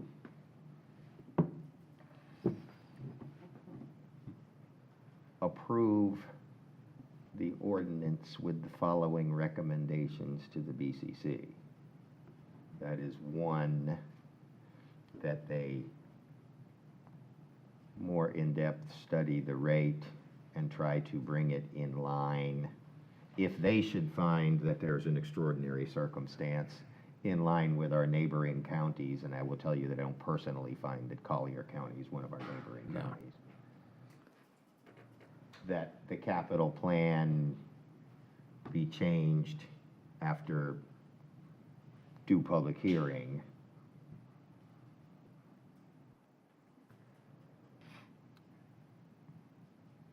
And actually, does it? You want to discuss And phasing yes, in and or that hotels? yes, that the fee applied, any increase in impact fee also applied to hotels, that they explore other possible sources of revenues for funding the capital improvements of parks. I recognize we're not talking about the operations. And will that include phasing? And include, yes, phasing them in, whether those be MSTU fees, impact fees, and the like. I guess what I'm saying is you need to study the issue a little bit more. So we have a motion, it's a pretty specific motion. We have a second. I'll second that. Okay, we have a motion and a second. Any further discussion of the motion? If not, all in favor signify by saying aye. Aye. Aye. Opposed, like sign. Motion carries. There we go. Thank you very much for your discussion, input. I appreciate it. Thanks for all your hard Okay, work. Keith. Thank you for your work. You all did a great job. I recognize you're in a tough position. The board tells you to do something, and you Yep. come in here, and all of a sudden, this isn't what you suspected. It's not a reflection on you. The board may totally disagree with us. so. They may.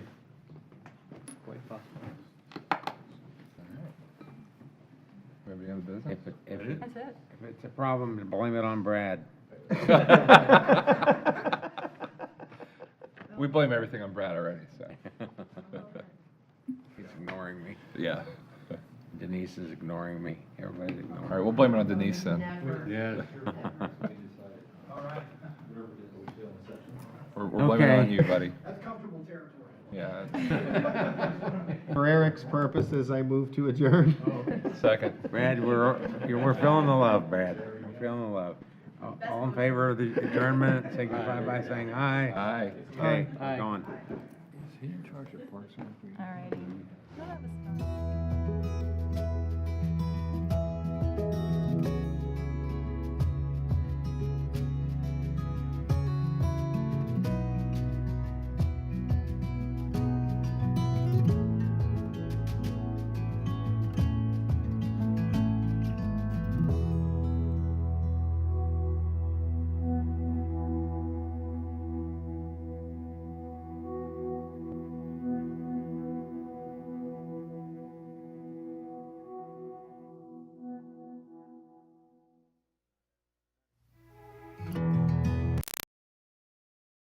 Pasco County waterways and wildlife depend on you to keep them healthy. Excess fertilizer, grass clippings, trash, oils, and pet waste wash into gutters and storm drains when it rains. Stormwater carries these pollutants directly into our lakes and rivers, creating an unhealthy environment for fish, waterfowl, and other aquatic animals. Storm drains are meant for clean rainwater. Most other discharges are illegal. If you suspect an illicit discharge, please contact Pasco County Department of Public Works at 727-834-3611.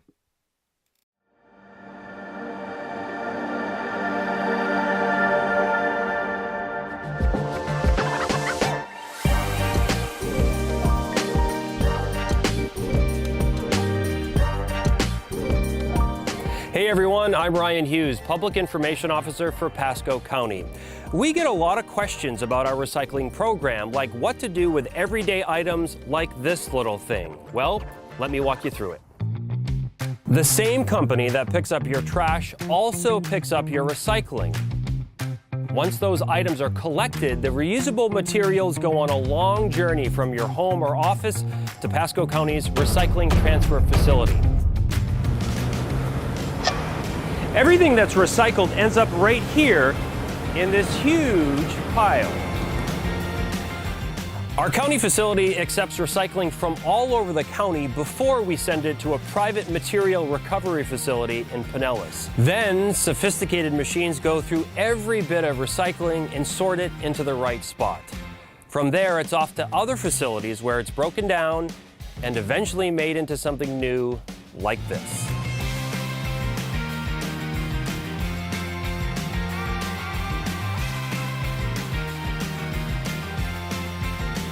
In Pasco County, if you pay for curbside trash service, weekly recycling is included.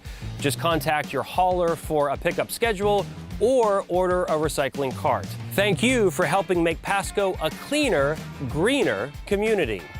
For more information on Pasco's recycling program, visit mypasco.net.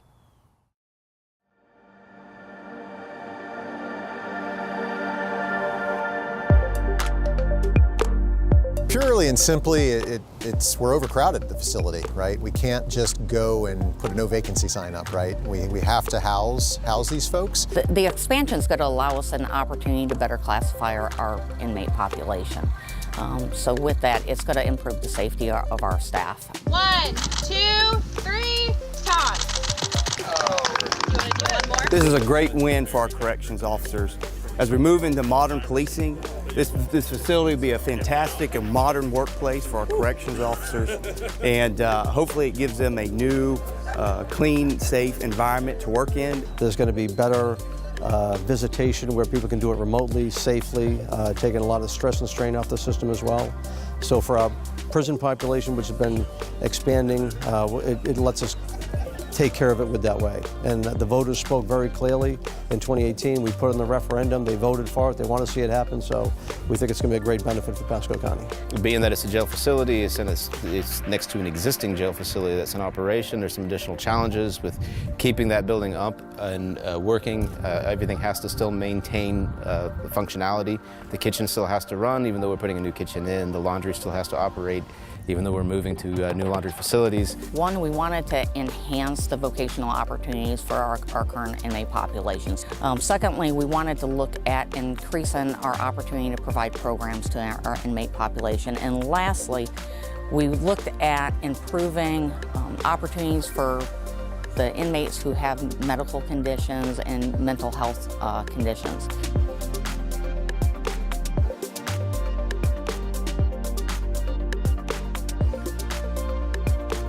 This is a big project, very exciting, large project. We've assembled an A-plus team. We're very excited about what we're going to deliver over the next couple of years. Our team is up to the challenge. I appreciate the hard work and the professionalism of the complete design build team and our partners there and the team members through corrections. This is truly a heavy lift for the organization, but in the end, that juice will be worth the squeeze.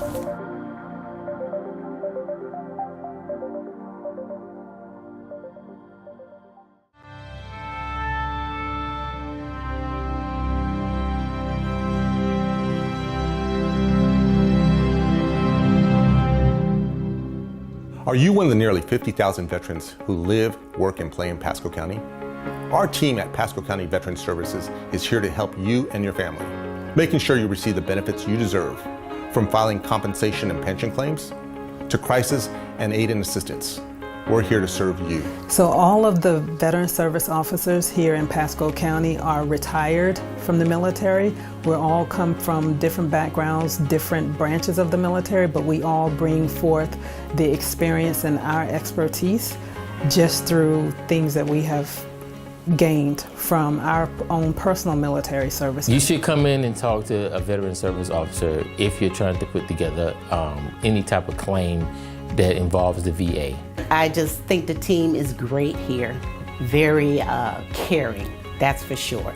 And they put their all to help you. You get total attention from them when you do come in, which is awesome. We can help provide you with the guidance, we can help you put together the paperwork, and we can also give you a status and update on your claim after it's been submitted. So I have had veterans that came in with $5 in their bank account, and once their claims get approved, now they're getting a monthly tax-free benefit of over $3,000 a month. That's huge. Sometimes we can do it over the phone, we can do it over video, but it feels more personable when you're sitting there across from someone who probably lived the same life you lived, and it's more understanding to your needs and your wants. Give them a call, find out if you can come in, have your documents with you, ready to go, and they'll help you.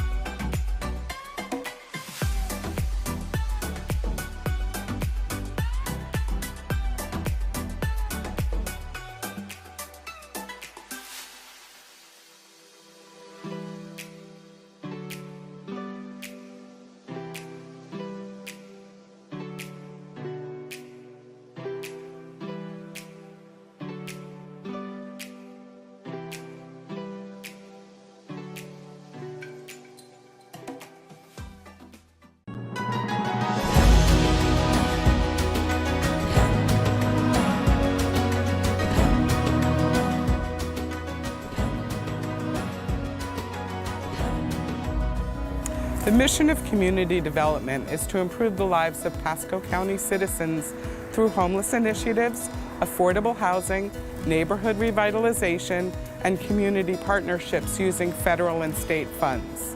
The county doesn't have the ability or the capacity to provide services to meet all of the needs of our low and moderate income residents. And that's why we partner with community agencies to help us in fulfilling our mission. Our partners focus on